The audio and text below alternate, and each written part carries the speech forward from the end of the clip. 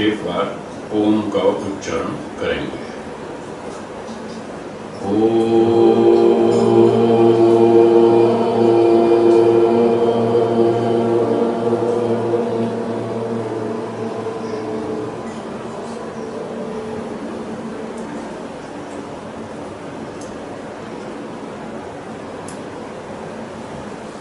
हाँ जी, तो परीक्षा लेनी है। ठीक, कौन कौन तैयार है परीक्षा देने के लिए? डर तो नहीं लगता है?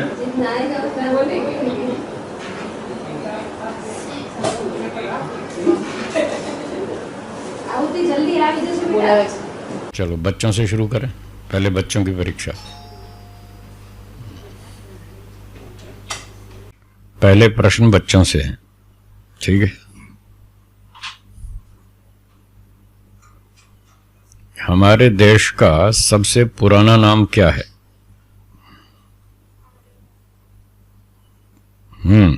हाथ ऊंचा करना। हाँ बोलो, आप बताओ। हैं? आर्यावर्त, ठीक।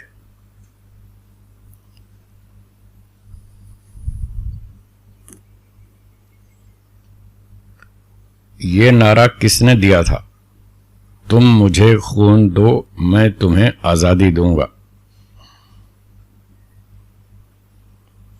तुम मुझे खून दो, मैं तुम्हें आजादी दूंगा। बच्चों के लिए प्रश्न है ये, बड़ों के लिए नहीं। हाँ अभी आपके लिए नहीं, आपके लिए नहीं, छोटे छोटे ये अभी छोटे 3 बच्चों के लिए ये भी छोटे में अच्छा अच्छा, चलो आप बताओ। हाँ हाँ ठीक है, ठीक बताया। भारत के 5 क्रांतिकारी वीरों के नाम बताओ। आप बताओ।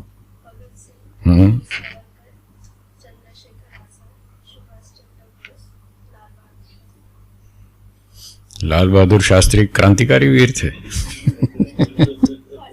क्रांतिकारी क्रांतिकारी क्रांतिकारी 4 तो ठीक बताया आपने, 4 तो ठीक बताए। हाँ, राजगुरु, सुखदेव, महारानी लक्ष्मीबाई हैं, उसको भूल गई महारानी लक्ष्मीबाई को, तलवार वाली। बहुत अच्छा। अच्छा, भारत के कोई 5 ऋषियों के नाम बताओ। 5 ऋषियों के नाम।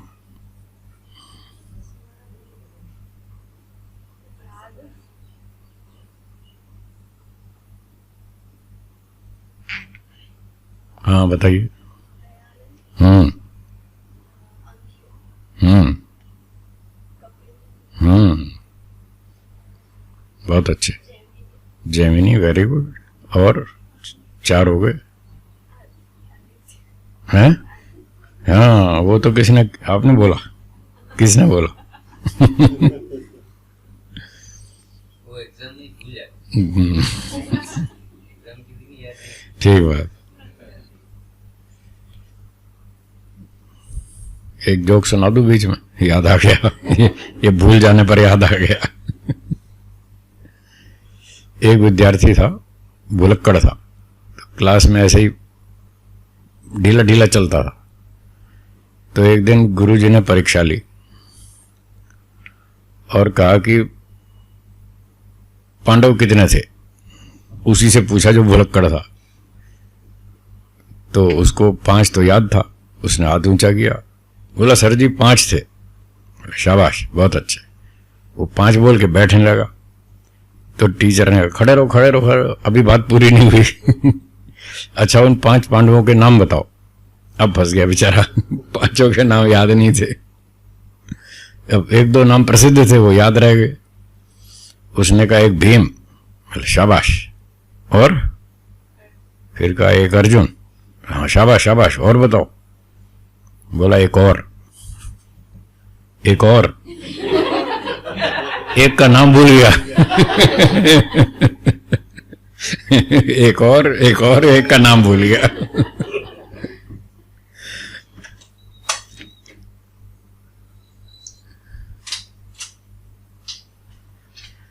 चलो आइए, नमस्ते जी, आइए।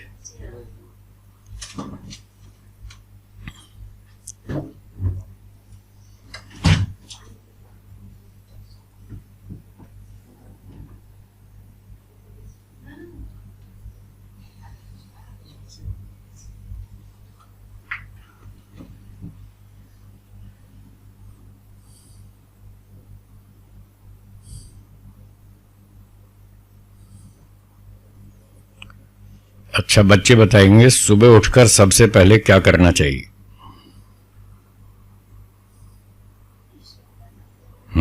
जोर से बोलो, सबको सुनाई दे। ईश्वर का धन्यवाद करना चाहिए, प्रार्थना करनी चाहिए, ठीक है। और फिर उसके बाद क्या करना चाहिए? ईश्वर से प्रार्थना कर दी, गायत्री मंत्र बोल दिया, फिर उसके बाद क्या करना चाहिए दूसरा काम? हाँ बताओ। व्यायाम तो अभी देर में, उससे पहले एक और काम। अपने माता पिता को नमस्ते करनी चाहिए। पहले ईश्वर को याद करना चाहिए, उसके बाद क्या करना चाहिए? हाँ, माता पिता को नमस्ते करनी चाहिए, ठीक है। अच्छा, स्कूल से लौटने के बाद सबसे पहले क्या करना चाहिए? बताओ। शाबाश, बहुत अच्छे। अपना स्कूल बैग ठीक जगह रखना चाहिए। कई बच्चे आते हैं, बैग कहीं फेंक देते हैं, जूते कहीं फेंक देते हैं, मोजे कहीं फेंक देते हैं, फिर सुबह ढूंढते फिरते हैं कि मेरे बैग नहीं मिल रहा, मेरी नोटबुक नहीं मिल रही, मेरे जूते नहीं मिल रहे। तो ये गड़बड़ नहीं होनी चाहिए। अपना सामान व्यवस्थित रखो। जैसे ही आप स्कूल से लौटेंगे तो अपना सारा सामान ठीक ठीक जगह पर रखना चाहिए। और फिर स्कूल ड्रेस चेंज करनी चाहिए, ठीक है। अच्छा, बच्चे बताएंगे कि भगवान कितने हैं? एक। वो भगवान कहाँ रहते हैं? एक जगह या सब जगह? सब जगह। ये लकड़ी में भी है, हैं? और रोटी में भी है। विधि, रोटी में भी है क्या भगवान? सब जगह है। अच्छा, जब हम रोटी चबाएंगे तो दांत के नीचे रोटी पिसेगी ना? हाँ या ना? पिसेगी ना? तो भगवान भी तो साथ साथ पिसेंगे ना, रोटी के साथ साथ। भगवान रोटी में है। हाँ बताओ। दांत में भले ही हो, मेरा सवाल यह है, रोटी जब दांत के नीचे पिसेगी तो रोटी में जो भगवान है तो वो भी तो पिसेंगे साथ साथ, रोटी के साथ साथ। ईश्वर का कोई शरीर नहीं। अच्छा, फिर तो वो पिसेंगे कैसे? क्यों पिसेंगे, क्यों नहीं? देखो, दो दरवाजे हैं, एक दरवाजा एक चौखट, बीच में उंगली आ गई तो पिस जाएगी ना। लेकिन भगवान हवा की तरह है ना, हवा दरवाजे और चौखट के बीच में है, दरवाजा बंद कर। भगवान हवा की तरह है। मतलब हवा अटक कैसे नहीं, वैसे ईश्वर भी नहीं अटकेंगे। पर पिटाई तो होगी। लकड़ी में भगवान है या नहीं? जब आप हवन में लकड़ी जलाएंगे तो लकड़ी जलेगी या नहीं? तो साथ साथ भगवान भी तो जलेंगे ना? नहीं जलेंगे? जलेंगे ना? नहीं जलेंगे? क्यों? लकड़ी में तो है ही वो, जब लकड़ी जलेगी तो भगवान भी जलेंगे साथ साथ। उनका कोई रूप नहीं है तो उसको कुछ फील कैसे होगा? आत्मा को देखो, आत्मा का कोई रूप नहीं, आत्मा को फील होता है। आत्मा का कोई रूप है? बट उसका स्वाभाविक गुण अलग है। किसका? आत्मा का। क्या है? आत्मा निराकार है, कोई रूप नहीं है, फिर भी आत्मा को जलन होती है, कष्ट होता है, दर्द होता है, दुख होता है। तो ईश्वर को क्यों नहीं होगा? जब लकड़ी जलेगी उसके साथ साथ ईश्वर भी जलेंगे तो फिर कष्ट तो होना चाहिए ना। लेकिन उनका कोई शरीर नहीं है, और शरीर होगा तो ही कुछ हम्म फील होगा। शरीर होगा तो ही फील होगा, उसके बिना नहीं होगा।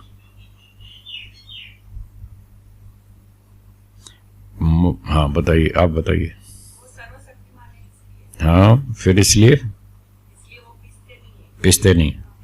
ठीक है, बहुत अच्छा बताया आपने। तो रोटी में ईश्वर है, ये ठीक बात है, सर्वव्यापक है, हर जगह पर है, लकड़ी में, लोहे में, रोटी में, हर चीज में है। और जब रोटी दांत के नीचे पिसेगी, ठीक है ना, तो उससे ईश्वर को कोई असर नहीं होगा। क्यों नहीं होगा? जबकि आत्मा भी निराकार है, ईश्वर भी निराकार है, पर आत्मा को तो कष्ट होता है। अगर हमारा हाथ जल जाए तो जलेगा तो हाथ, अग्नि में जलेगा हाथ, पर अनुभूति तो कष्ट की, दुख की अनुभूति तो आत्मा को होगी ना। वो चेतन है, निराकार है। ऐसे ही ईश्वर भी चेतन है, वो भी निराकार है। जब लकड़ी जलेगी तो लकड़ी में ईश्वर है, फिर वो भी साथ साथ जलेगा, पर वो जलेगा नहीं, क्योंकि एक तो वो भौतिक वस्तु नहीं है। क्या बोला? भौतिक वस्तु नहीं है। जो भौतिक वस्तु है वो जलती है। लकड़ी भौतिक है, वो जल जाती है, अग्नि उसको जला देती है। ऐसे ही जितने लोहा, लकड़ी आदि पदार्थ हैं वो भौतिक पदार्थों से टकराकर टूट फूट जाएंगे, गल जाएंगे, बिगड़ जाएंगे, पर वो दुखी नहीं होंगे। ईश्वर जो है वो भौतिक वस्तु नहीं है, इसलिए वो जलेगा नहीं। लकड़ी भौतिक है इसलिए जलेगी। एक तो जलने की बात है, भौतिक वस्तु जलती है, चेतन वस्तु नहीं जलती। आत्मा भी चेतन है, वो भी भौतिक नहीं है। हाथ भले ही जल जाए, आत्मा नहीं जलेगा। इतनी बात पकड़ में आई? कौन जलती है वस्तु? भौतिक वस्तु जलती है, चेतन वस्तु, निराकार वस्तु जलती नहीं। आत्मा भी चेतन है, ईश्वर भी चेतन है, दोनों चेतन है, दोनों निराकार हैं। उनमें पार्टिकल्स नहीं है, परमाणु नहीं है, टुकड़े नहीं है, इसलिए वो जलते नहीं। अब दूसरी बात यह है कि ठीक है, आत्मा भी नहीं जलता, ईश्वर भी नहीं जलता, दोनों चेतन हैं, दोनों निराकार हैं, परंतु आत्मा दुख का अनुभव तो करता है। जले ना सही, फिर भी दुखी तो होता ही है। जब हाथ जलता है तो हाथ जल जाता है, आत्मा दुख का अनुभव करता है। ईश्वर ना तो जलेगा ना वो दुखी होगा। आत्मा दुखी क्यों हो जाता है? वो अल्प शक्तिमान है। जो अग्नि से दुख आता है उस दुख को आत्मा रोक नहीं पा रहा, उसकी शक्ति रोकने की कम है। क्या बोला? दोहराइए। आत्मा क्यों दुखी हो रहा है? हाँ, वो अल्प शक्तिमान है। जो अग्नि से आदि आदि पदार्थों से जो उसको दुख आता है वो उसको रोक नहीं पाता, शक्ति कम है। पर ईश्वर में यह समस्या नहीं है। ईश्वर सर्वशक्तिमान है। जो अग्नि से, वायु से, तूफान से, भूकंप से जो दुख आते हैं, ईश्वर उनको रोकने में समर्थ है, वो रोक देता है, इसलिए दुखी नहीं होता। भले ही दो रेलगाड़ी टकराती रहें, दो बसें टकराएं, वहां भी तो ईश्वर है। रेलगाड़ी टकराएगी वो टूट जाएगी, बसें टकराएंगी वो टूट जाएंगी, और भी चीजें टकराएंगी वो टूट जाएंगी, पर उससे ईश्वर को कोई असर नहीं होने वाला, कोई प्रभाव नहीं होने वाला। वो सर्वशक्तिमान है, उस दुख को रोक देता है। जीवात्मा अल्प शक्तिमान है, वो रोक नहीं पाता। इसलिए दोनों में अंतर है। दोनों चेतन हैं, दोनों निराकार हैं। जलता तो कोई भी नहीं है। गीता में आपने सुन रखा होगा, अग्नि इसको जला नहीं सकती, पानी आत्मा को गला नहीं सकता, वायु आत्मा को सुखा नहीं सकती, वो आपने सुन रखा है। और तलवार आत्मा को काट नहीं सकती, वो शरीर को काट सकती है, क्योंकि वो भौतिक है और आत्मा अभौतिक है, इसलिए उसको तलवार काट नहीं सकती, अग्नि जला नहीं सकती, पर वो दुखी कर सकते हैं। ठीक हो गया?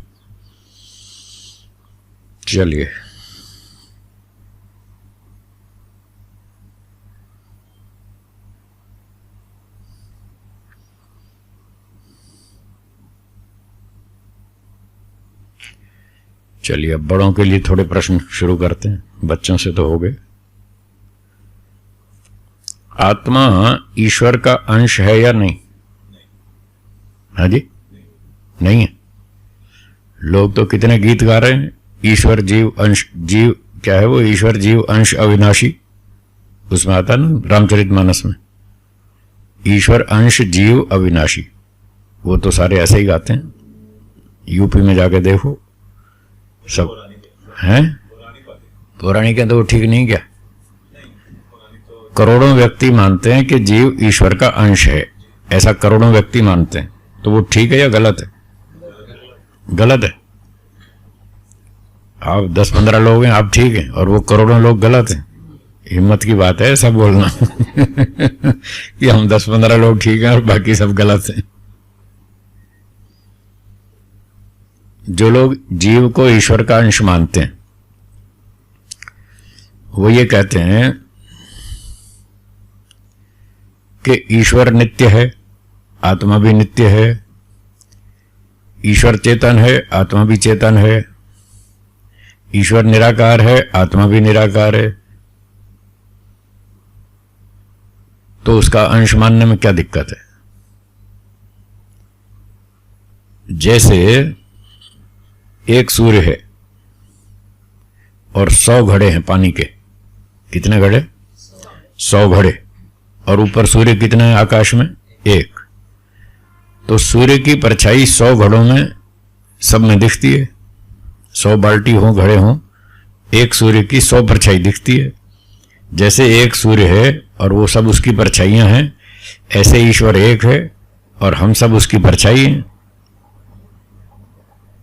अब बोलो इसमें क्या दिक्कत है? ठीक नहीं है? हाँ बताओ। ठीक नहीं है। क्यों? अगर आत्मा ईश्वर का अंश होता तो दोनों के गुण भी सेम होते। क्या क्या अलग है? बहुत अच्छे उत्तर सही दिया आपने, बहुत अच्छे। ईश्वर में अलग शक्ति है, मतलब वो सर्वशक्तिमान है, न्यायकारी है, दयालु, पर आत्मा अल्पज्य है, वो इच्छाएं करता है। तो जैसे तरबूज का अंश तरबूज होता है, एक बड़ा तरबूज है, हमने उसका अंश काट के अलग कर दिया, तो तरबूज का एक छोटा अंश है, एक बड़ा अंश है, उसको उसका अंश मानते हैं ना। तो आत्मा छोटा है, ईश्वर बड़ा है, उसको छोटा अंश मानने में क्या दिक्कत है? आत्मा को ईश्वर अखंड है। सही बताया सही उत्तर दिया इन्होंने। ईश्वर अखंड वस्तु है, उसके टुकड़े हो ही नहीं सकते, उसके टुकड़े नहीं हो सकते। अगर एक रेलगाड़ी के 1000 टुकड़े कर दें तो वो रेलगाड़ी बचेगी या नष्ट हो जाएगी? नष्ट हो जाएगी। ठीक है। और जीव कितने हैं? असंख्य। अगर एक रेलगाड़ी के 1000 टुकड़े कर दिए जाएं तो वो रेलगाड़ी नष्ट हो जाएगी, रेलगाड़ी नहीं बचेगी। और इतने सारे जीव हैं, असंख्य जीव हैं, हम कल्पना भी नहीं कर सकते, हमारी सोच से ही बाहर है। अगर ये मान लिया जाए सारे जीव ईश्वर का अंश हैं, तो यह मानना होगा कि ईश्वर के असंख्य टुकड़े हो गए। अब रेलगाड़ी के 1000 टुकड़े हो जाएं तो वो नष्ट हो जाती है, तो ईश्वर के असंख्य टुकड़े कर दें तो क्या ईश्वर बचेगा या नष्ट हो जाएगा? फिर तो नष्ट हो जाएगा ना। क्या इस बात को आप मान सकते हैं कि ईश्वर नष्ट हो चुका है? मान लेंगे? कोई बुद्धिमान नहीं मानेगा कि ईश्वर खत्म हो गया। ईश्वर नष्ट हो जाएगा तो आपका सांस लेना मुश्किल हो जाएगा।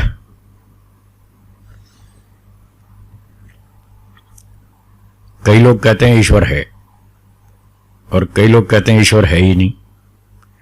अभी कुछ दिन पहले चंडीगढ़ के कुछ साइंस वाले लोग थे, वो हमारे एक परिचित हैं, वो रिटायर्ड ऑफिसर हैं वो, तो उनके ग्रुप में एक चर्चा चल पड़ी।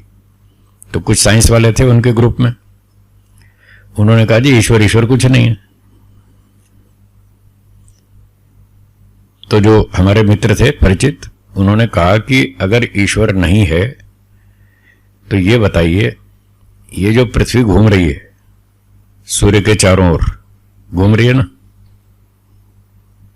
ये तो सब बच्चे भी पढ़ते हैं ना, खगोल शास्त्र में पढ़ते हैं, सूर्य के चारों ओर पृथ्वी चक्कर लगाती है। कितने दिन में एक चक्कर पूरा कर लेती है? हाँ, 365 दिन में एक चक्कर पूरा कर लेती है। तो पृथ्वी कितने करोड़ों साल से घूम रही है, सूर्य के चारों ओर घूम रही है ना। अब तो उन्होंने ये पूछा कि ये बताइए अगर ईश्वर नहीं है तो ये पृथ्वी जो घूम रही है, क्या पृथ्वी में अकल नाम की कोई चीज है? हाँ जी, नहीं है ना। तो पृथ्वी किसकी अकल से घूम रही है? वो तो नियम से घूम रही है। जैसे ये पंखा घूम रहा है, पंखा भी तो मटेरियल है, इसमें अकल है क्या? नहीं है, पर वो घूम रहा है। सिस्टम से घूम रहा है या अनसिस्टमेटिक? सिस्टम से घूम रहा है। तो पंखे में तो अक्ल है नहीं, फिर इसको किसने सिखाया कि तुमको ऐसे घूमना है? कोई बुद्धिमान मनुष्य ने उसमें सिस्टम बांध दिया। पंखे में इतनी बुद्धि नहीं है कि वो स्वयं ऐसे घूमने लगे। तो जैसे पंखा मटेरियल है, ऐसे पृथ्वी भी मटेरियल है, वो भी जड़ वस्तु है। हमारी भाषा में उसको जड़ वस्तु कहते हैं।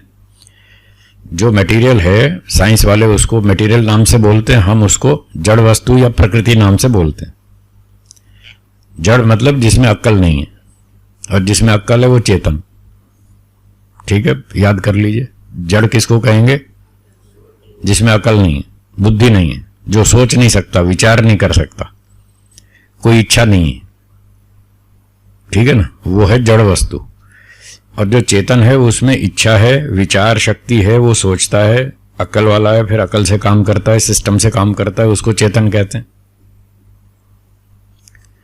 तो पृथ्वी में तो अकल है नहीं, और पृथ्वी अकल से घूम रही है सूर्य के चारों ओर, करोड़ों साल से घूम रही है, और उसकी स्पीड ना घटती है ना बढ़ती है।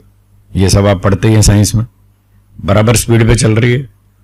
365 दिन में एक चक्कर पूरा कर लेती है, फिर वहीं घूम के आ जाती है, फिर अगला चक्कर शुरू हो जाता है, फिर घूम के आ जाती है, एक साल में वापस आ जाती है। तो उन्होंने पूछा कि इस पृथ्वी को खुद को तो अक्ल है नहीं, फिर इसको किसने सिखाया कि तुम ऐसे घूमो? और वो घूम रही है। अब बोलो क्या उत्तर देंगे? वो साइंस वाले तो चुप हो गए, उनके पास तो कोई उत्तर था नहीं। आपके पास क्या उत्तर है? किसने सिखाया?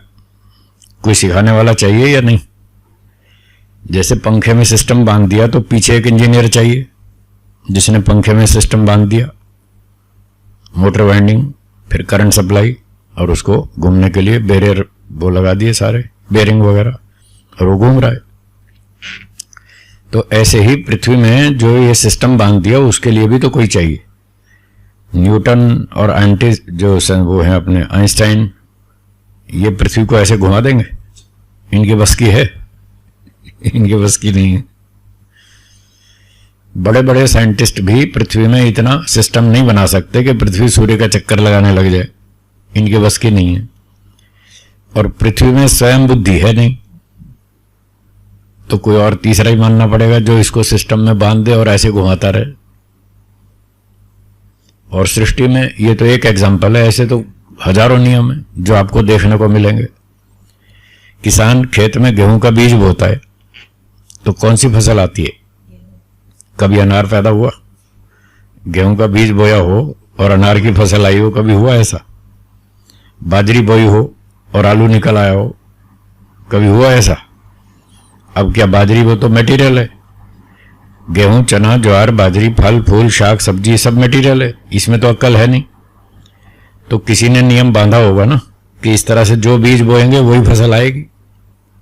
आलू बोएंगे तो आलू, आम का बीज बोएंगे तो आम की फसल आएगी, करेले का कड़वा बीज बोएंगे तो फिर करेला मिलेगा खाने को, गाजर मूली बोएंगे तो गाजर मूली मिलेगी।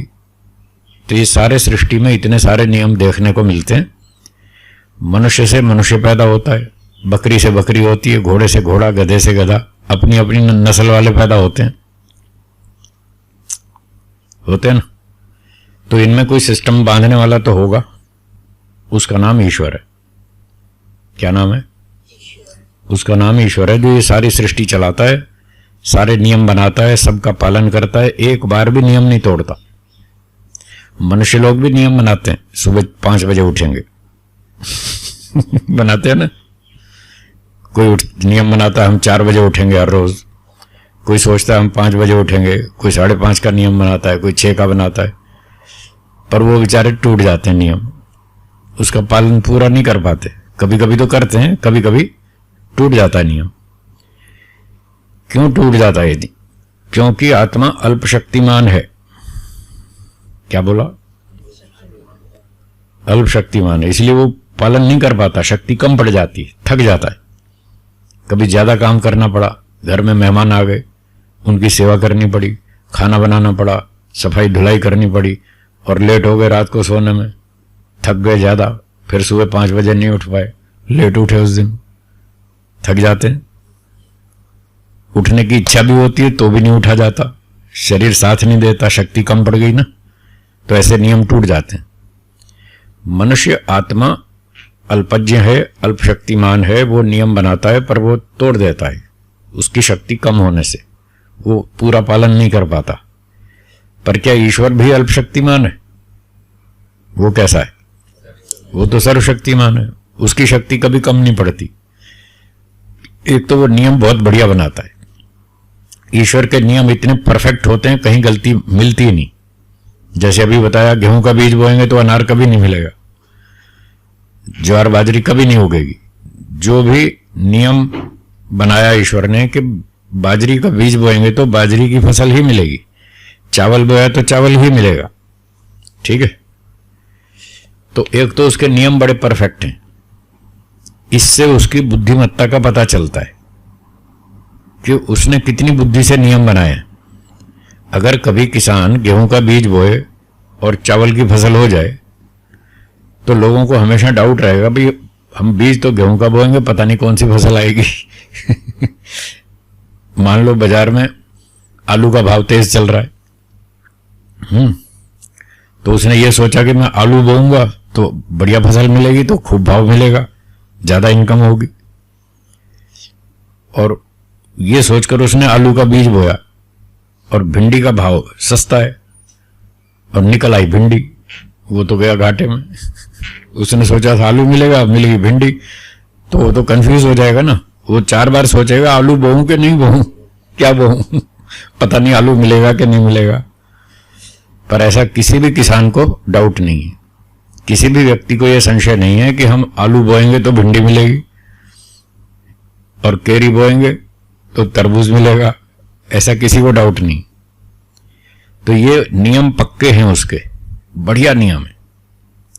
जब कोई व्यक्ति अच्छे अच्छे बढ़िया बढ़िया नियम बनाता है तो इससे उसकी बुद्धिमत्ता का पता चलता है।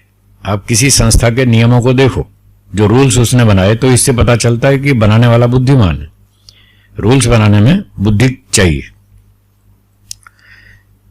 और जब व्यक्ति उन रूल्स का पालन करता है, एक बार भी नहीं तोड़ता, इससे उसकी ताकत का पता चलता है कि ये शक्तिशाली है। एक बार भी इसने कानून नहीं तोड़ा अपना, हमेशा पूरा पालन किया, तो उससे शक्ति का पता चलता है, क्योंकि पालन करने के लिए शक्ति चाहिए और अच्छा नियम बनाने के लिए बुद्धि चाहिए। अब पूरी सृष्टि में आप देख लीजिए, सबसे अच्छे नियम है, अच्छे से अच्छे नियम है, और उनका पालन भी पूरा पूरा हो रहा है, कहीं भी नियम टूटता नहीं।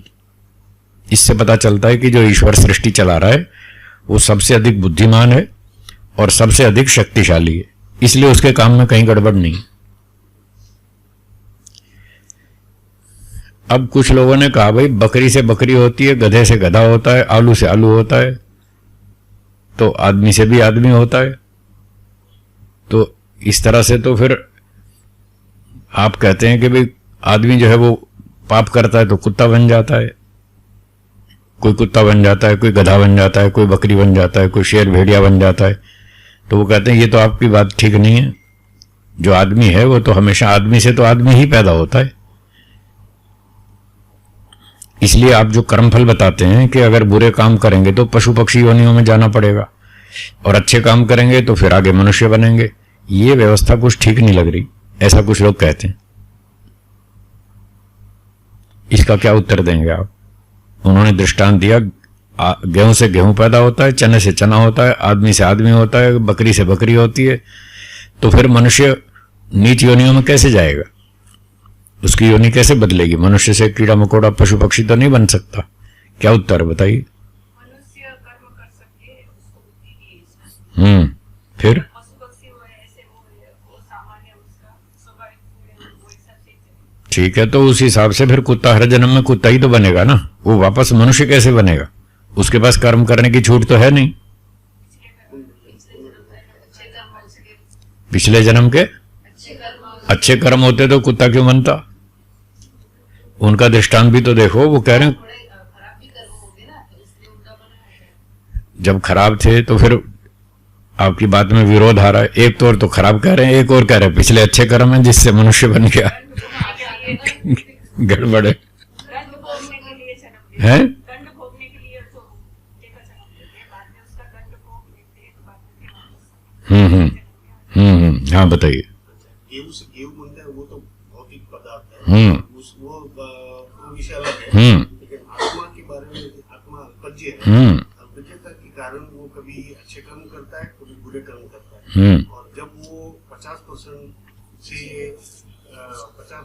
कम अच्छे कर्म करेगा और अधिक बुरे कर्म करेगा तो अगली योनि उसे पशु पक्षी पक्षी पर वो तो उदाहरण दे रहे हैं, उसका भी तो खंडन करना पड़ेगा आपको कि गधे से तो गधा ही पैदा हो रहा है, बकरी कहाँ हो रही है? हैं? हाँ ठीक बताया आपने, भी ठीक बताया, इन्होंने भी ठीक बताया। वो जो दृष्टांत देते हैं ना कि बकरी से बकरी पैदा होती है, गेहूं से गेहूं पैदा होता है, वो तो नस्ल, जो जिस नस्ल का शरीर है, शरीर से शरीर की उत्पत्ति है। हाँ ये देखो 54 में से एक गलती है। ये 54 में से एक गड़बड़ है।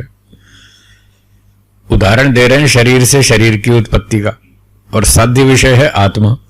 तो आत्मा तो अलग चीज है, आत्मा तो पैदा होती ही नहीं। होती है क्या? आत्मा तो पैदा होती नहीं, वो तो नित्य है।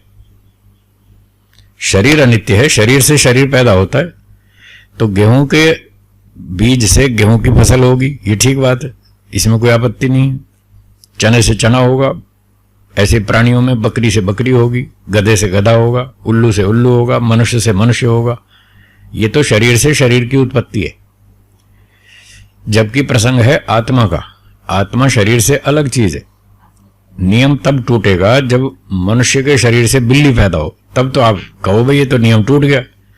मनुष्य शरीर से बिल्ली का शरीर कैसे हो गया? यहां तो नस्ल बदल गई। तो हम ये थोड़ी कह रहे हैं कि मनुष्य से बिल्ली पैदा होती है, वो तो हम भी कह रहे हैं मनुष्य से मनुष्य ही होगा, पर वो तो शरीर से शरीर की उत्पत्ति है। आत्मा तो अलग चीज है। आत्मा जैसे कर्म करेगा ईश्वर उसको वैसी सुविधा देगा, वैसा फल देगा। जैसे अब हमारे पक्ष का उदाहरण सुनिए। एक व्यक्ति ने ट्रेन में टिकट बुक कराया फर्स्ट एसी का, उसके ज्यादा पैसे होते हैं, तो उसने ज्यादा पेमेंट की, उसको फर्स्ट एसी का टिकट मिल गया, तो बढ़िया कोच मिल गया। अब 2 महीने बाद फिर दूसरी यात्रा आई। अब की बार इतने पैसे नहीं थे जेब में, कम पड़ गए, तो अब सेकंड एसी का टिकट लिया, पेमेंट कम की, तो सेकंड एसी का टिकट मिला, तो उसका कोच बदल दिया कि अब आप फर्स्ट एसी में नहीं जा सकते, जितने पैसे दिए उसी हिसाब से आपको रेल में सुविधा मिलेगी। तो व्यक्ति तो वही है ना, पहली बार ज्यादा पेमेंट की तो फर्स्ट एसी में सुविधा मिली, दूसरी बार कम की तो सेकंड एसी में मिली, कोच बदल गया। व्यक्ति वही है, कोच बदल गया। फिर अगली बार और पैसे घट गए तो थर्ड एसी का टिकट लिया, तो और कोच बदल गया, फिर सुविधा और कम हो गई। ये दृष्टांत ठीक है या नहीं? ऐसा होता है ना। तो व्यक्ति वही रहता है, पर वो पेमेंट के हिसाब से उसकी सुविधाएं कम अधिक की जाती हैं। इसी तरह से आत्मा वही रहता है। अगर वो अच्छे काम करेगा, पेमेंट ज्यादा की, तो फर्स्ट एसी कोच मिलेगा, मनुष्य वाला, ये फर्स्ट एसी का कोच। और थोड़े घटिया कर्म किए तो सेकंड एसी में डाल देंगे, फिर उसको गाय में डाल देंगे, कोच बदल जाएगा। वहां यात्री का कोच बदलता है, यहां आत्मा का शरीर बदलता है। ठीक है ना। फिर और खराब काम किए तो फिर घोड़ा बना देंगे, और ज्यादा खराब किए तो फिर पक्षी बना देंगे, और खराब किए तो वृक्ष बना देंगे। तो जैसे रेल में कोच बदलते रहते हैं पेमेंट के हिसाब से, तो ऐसे ही कर्म जो है वो हमारी पेमेंट है। जितना अच्छा कर्म करेंगे उतना अच्छा कोच मिलेगा, जितना पेमेंट घटिया करेंगे उतना हमारा कोच बदल जाएगा, और घटिया पेमेंट में घटिया कोच मिलेगा, फिर वहां कष्ट भोगने पड़ेंगे। तो इस प्रकार से ये कर्मफल व्यवस्था है, और ये सारी व्यवस्था करने वाला ईश्वर है। हम तो भूल जाते हैं कर्मों को, हमने क्या किया, एक दिन के ही भूल जाते हैं। सुबह से शाम तक हम कितने कर्म करते हैं याद रहते हैं? भूल जाते हैं। एक ही दिन के भूल जाते हैं। और यहां तो कितने 50 साल 70 साल 80 साल आदमी जीता है, कहाँ तक याद रखेगा? 3 दिन पहले दोपहर में क्या सब्जी खाई थी वही भूल जाते हैं ना। तो ईश्वर ये सारी व्यवस्था रखता है, उस सबके कर्मों का हिसाब रखता है, उसका सिस्टम बहुत बढ़िया है। जैसे ये मोबाइल फोन वाले, किसी ने प्रीपेड सिम कार्ड ले लिया, प्रीपेड अकाउंट में सिम कार्ड ले लिया, पैसे जमा कर दिए, अब वो बात कर रहा है, तो जैसे 3 मिनट बात की तो कॉल पूरी होते ही उसका बैलेंस उसकी स्क्रीन पे आ जाता है कि आपने 3 मिनट बात की, आपके इतने पैसे कट गए, इतना बैलेंस बाकी है, आता है ना। तो तत्काल हिसाब होता रहता है, इतनी बात की, इतना पैसा कट गया, इतना बैलेंस बाकी है। तो इसी तरह से हम जो कर्म करते हैं, ईश्वर अब हमारे कर्म के अकाउंट में फटाफट एंट्री करता रहता है। किसी ने अच्छा काम किया, उसके खाते में वो एंट्री कर दी, किसी ने दूसरी गड़बड़ की, उसके दूसरे खाते में वो एंट्री कर दी, किसी ने सकाम कर्म किया, किसी ने निष्काम किया, निष्काम कर्म किया तो उस खाते में एंट्री कर दी। अब सकाम कर्म 3 प्रकार के, शुभ, अशुभ और मिश्रित। शुभ कर्म किया तो उस खाते में एंट्री, अशुभ कर्म किया तो उस खाते में एंट्री, और मिला जुला मिश्रित किया तो मिश्रित वाले में। 4 अकाउंट चलते हैं हमारे कर्मों के, 1 निष्काम कर्म का और 3 सकाम कर्म के। जो भी हम कर्म करते हैं हमारे उस खाते में तत्काल एंट्री होती रहती है, और पूरा जीवन खत्म हो गया, डेथ हो गई, तो अकाउंट बैलेंस तो तैयार ही रहता है। भाई कितने खाते में किसने कितने क्या कर्म किए, बैलेंस तो तैयार ही रहता है, बैलेंस शीट हमेशा तैयार रहती है। तो जैसे ही एंड हुआ लाइफ का, मृत्यु हुई, तो ईश्वर बैलेंस देख करके उसको फट अगला जन्म दे देता है, चलो वही घोड़े में चलो, तुम्हारे कर्म बुरे ज्यादा है बुरे कर्म ज्यादा किए, घोड़ा बना देगा, उल्लू बना देगा, बकरी बना देगा। अब फिर एक ने पूछा कि कुत्ता बिल्ली सांप बिच्छू घोड़ा आदि बना दिया, वहां तो कोई कर्म करने की छूट नहीं है, कोई अच्छे काम वहां कहां करता है? न तो बुद्धि है, न बोलने के लिए भाषा है, ना कोई ऐसे हाथ पैर हैं, ना कोई फ्रीडम है कर्म करने की, तो वहां तो उसने कोई अच्छे नए कर्म किए नहीं, फिर वो वापस मनुष्य योनि में कैसे आएगा? ये लोग सवाल पूछते हैं। तो हम इसका ये उत्तर देते हैं कि एक मनुष्य ने कुछ गड़बड़ कर दी, चोरी कर दी, फिर वो पकड़ा गया, उस पर कोर्ट केस हुआ, जज साहब ने कहा इसको 6 महीना जेल में रखो, इसने चोरी की, अपराध किया, इसको दंड दो, 6 महीना जेल में रखो। अब 6 महीना उसका जेल पूरी हो गई, अब क्या करेंगे? छोड़ देंगे ना, जितना अपराध किया उतना दंड दे दिया, फिर वापस छोड़ देंगे, जाओ भाई। उसको वार्निंग देंगे, जेलर वार्निंग देंगे कि भाई देखो अब गलती की थी आपने, आपको दंड मिल गया, 6 महीना आपका पूरा हो गया, अब अच्छे काम करना, सावधानी से काम करना, और फिर दोबारा चोरी की तो वापस फिर डाल देंगे जेल में। हाँ, यहाँ दरवाजा खुला रहता है, बंद नहीं होता बार बार गड़बड़ करोगे, बार बार वापस जेल में डालेंगे। तो ऐसी वार्निंग देकर उसको छोड़ देते हैं। तो ईश्वर भी ऐसे ही करते हैं, हम जब गलत काम ज्यादा कर लेते हैं तो ईश्वर हमको जेल में डाल देते हैं, कुत्ते में, गधे में, बकरी में, भेड़ में। जैसे यहां भी तो 500 कानून है ना देश में, उनके दंड भी अलग अलग हैं, तो जैसा अपराध करते हैं उसी हिसाब से दंड मिलता है। दंड पूरा हो जाता है फिर छोड़ देते हैं, और फिर दोबारा गलती की तो फिर वापस जेल। तो ईश्वर ने भी बहुत सारी ये जेलें बना रखी हैं, कुत्ता, गधा, सांप, बिच्छू, भेड़िया, हाथी, बंदर, वृक्ष, वनस्पति, ये ईश्वर की बनाई जेल है। साबरमती तो मनुष्यों की बनाई जेल है। तो मनुष्य अपना व्यवस्था रखते हैं, ईश्वर अपनी व्यवस्था रखता है। तो जब 6 मास जेल पूरी हो गई तो छोड़ दिया। ऐसे ही जो व्यक्ति पाप करता है, ज्यादा पाप करता है, तो उसको ईश्वर जेल में डाल देता है, और उसका दंड पूरा हो जाता है, फिर वापस छोड़ देता है, जाओ। वार्निंग देके फिर छोड़ता है, चलो अब वापस मनुष्य बना रहा हूं, ध्यान रखना, फिर गड़बड़ नहीं करना, दोबारा गड़बड़ की तो फिर वापस डाल दूंगा। तो ये कर्मफल व्यवस्था इस प्रकार से ईश्वर चलाते हैं। इसका मोटा नियम यह है। हाँ बोलिए। मनुष्य जब भी दंड भोग के वापस मनुष्य बनता है, उसको वार्निंग याद क्यों नहीं रहती? वार्निंग याद क्यों नहीं रहती है? कि मैंने ये गड़बड़ की थी, उस पाप योनि से आया। अगर उसको पिछली बातें याद आने लग जाएं तो उसका जीना मुश्किल हो जाएगा। ईश्वर ने जानबूझ के व्यवस्था की है कि सब बातें याद नहीं रखनी। हाँ, ईश्वर तो कहता है इस जन्म में भी जो दुखदायक घटनाएं आपके साथ हो चुकी हैं, अन्याय की घटनाएं, दुखदायक घटनाएं जो अब तक आपके साथ हो चुकी हैं, उनको भी भूल जाओ। इस जन्म की भी भूल जाओ, याद मत करो। दुख की घटनाओं को आप जितना याद करेंगे, जितना दोहराएंगे, उतना आपका दुख बढ़ेगा। मान लो कॉलेज में किसी ने आपकी पिटाई कर दी, आज से 25 साल पहले किसी ने पिटाई कर दी खामखा। अब उस घटना को आप जितनी बार याद करेंगे उतनी बार गुस्सा आएगा। उससे बदला लेने की इच्छा होगी, आपकी नींद खराब हो जाएगी कि दुष्ट आदमी ने मेरी खामखा पिटाई की। तो खराब घटनाओं को, दुखदायक घटनाओं को जितना बार बार दोहराएंगे उतना ही हमारे जीवन में अशांति पैदा होगी। तो ईश्वर कहते हैं कि इस जन्म में भी भूल जाओ, जो इस जन्म की दुखदायक घटनाएं हैं उनको भूल जाओ। जो अच्छी घटनाएं हैं उनको याद रखो कि आपको कॉलेज में मेडल मिला था, कोई इनाम मिला था, हैं? उस घटना को याद करो तो आपको उत्साह बढ़ेगा, फिर जोश आएगा कि मैंने अच्छा काम किया, मुझे इनाम मिला, अब मैं और आगे फिर और अच्छा करूंगा ताकि और आगे इनाम मिले। तो वेदों का ये सिद्धांत है कि जितनी अच्छी घटनाएं हैं उनको बार बार याद करो, उससे आपको मोटिवेशन मिलेगा, प्रेरणा मिलेगी और आप फिर और आगे अच्छे अच्छे काम करेंगे। मन खुश रहेगा, प्रसन्न रहेगा। मन मतलब आत्मा, मन तो मोटी भाषा बोल दी मैंने। आत्मा खुश रहेगा, प्रसन्न रहेगा, मन तो साधन है। तो इस तरह से हम अच्छी तरह जी पाएंगे। तो जब हम इसी जन्म में, ईश्वर हमको कह रहा है कि बुरी घटनाएं भूल जाओ, और यदि पिछले जन्म की भी हमको 10-20 जन्म की याद आ गई तो कैसे जिएंगे? फिर तो मुश्किल होगा ना। इसलिए ईश्वर ने बहुत अच्छी व्यवस्था की कि पिछली बातें भूल जाओ।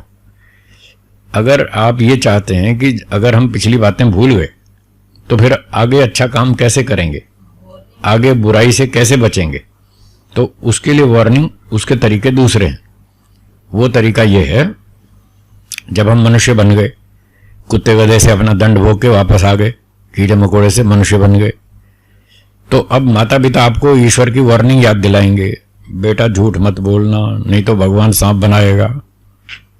वो ईश्वर माता पिता के मुंह से वार्निंग दिलवाएगा, झूठ नहीं बोलना, चोरी नहीं करना, छल कपट नहीं करना, अन्याय नहीं करना, तोड़फोड़ नहीं करना, शोर नहीं मचाना, ढंग से बैठो, सभ्यता से बैठो, तमीज से बैठो। वो सारी वार्निंग माता पिता के मुंह से सुनवा देगा। फिर स्कूल में, गुरुकुलों में जाएगा पढ़ने, गुरुजनों के पास, उनके मुंह से बुलवा देगा ईश्वर कि इस बच्चे को समझाओ, ये घोटाला नहीं करे वरना दंड मिलेगा। तो इस प्रकार से ईश्वर वार्निंग दिलवाता रहता है। और कभी कभी बच्चे गड़बड़ करते हैं, माँ ने कहा बेटा ये मत खाओ, वो कहता मैं खाऊंगा, वो नहीं मानता, गड़बड़ करता है तो वो खा लेता है उल्टा सीधा, फिर बीमार पड़ता है।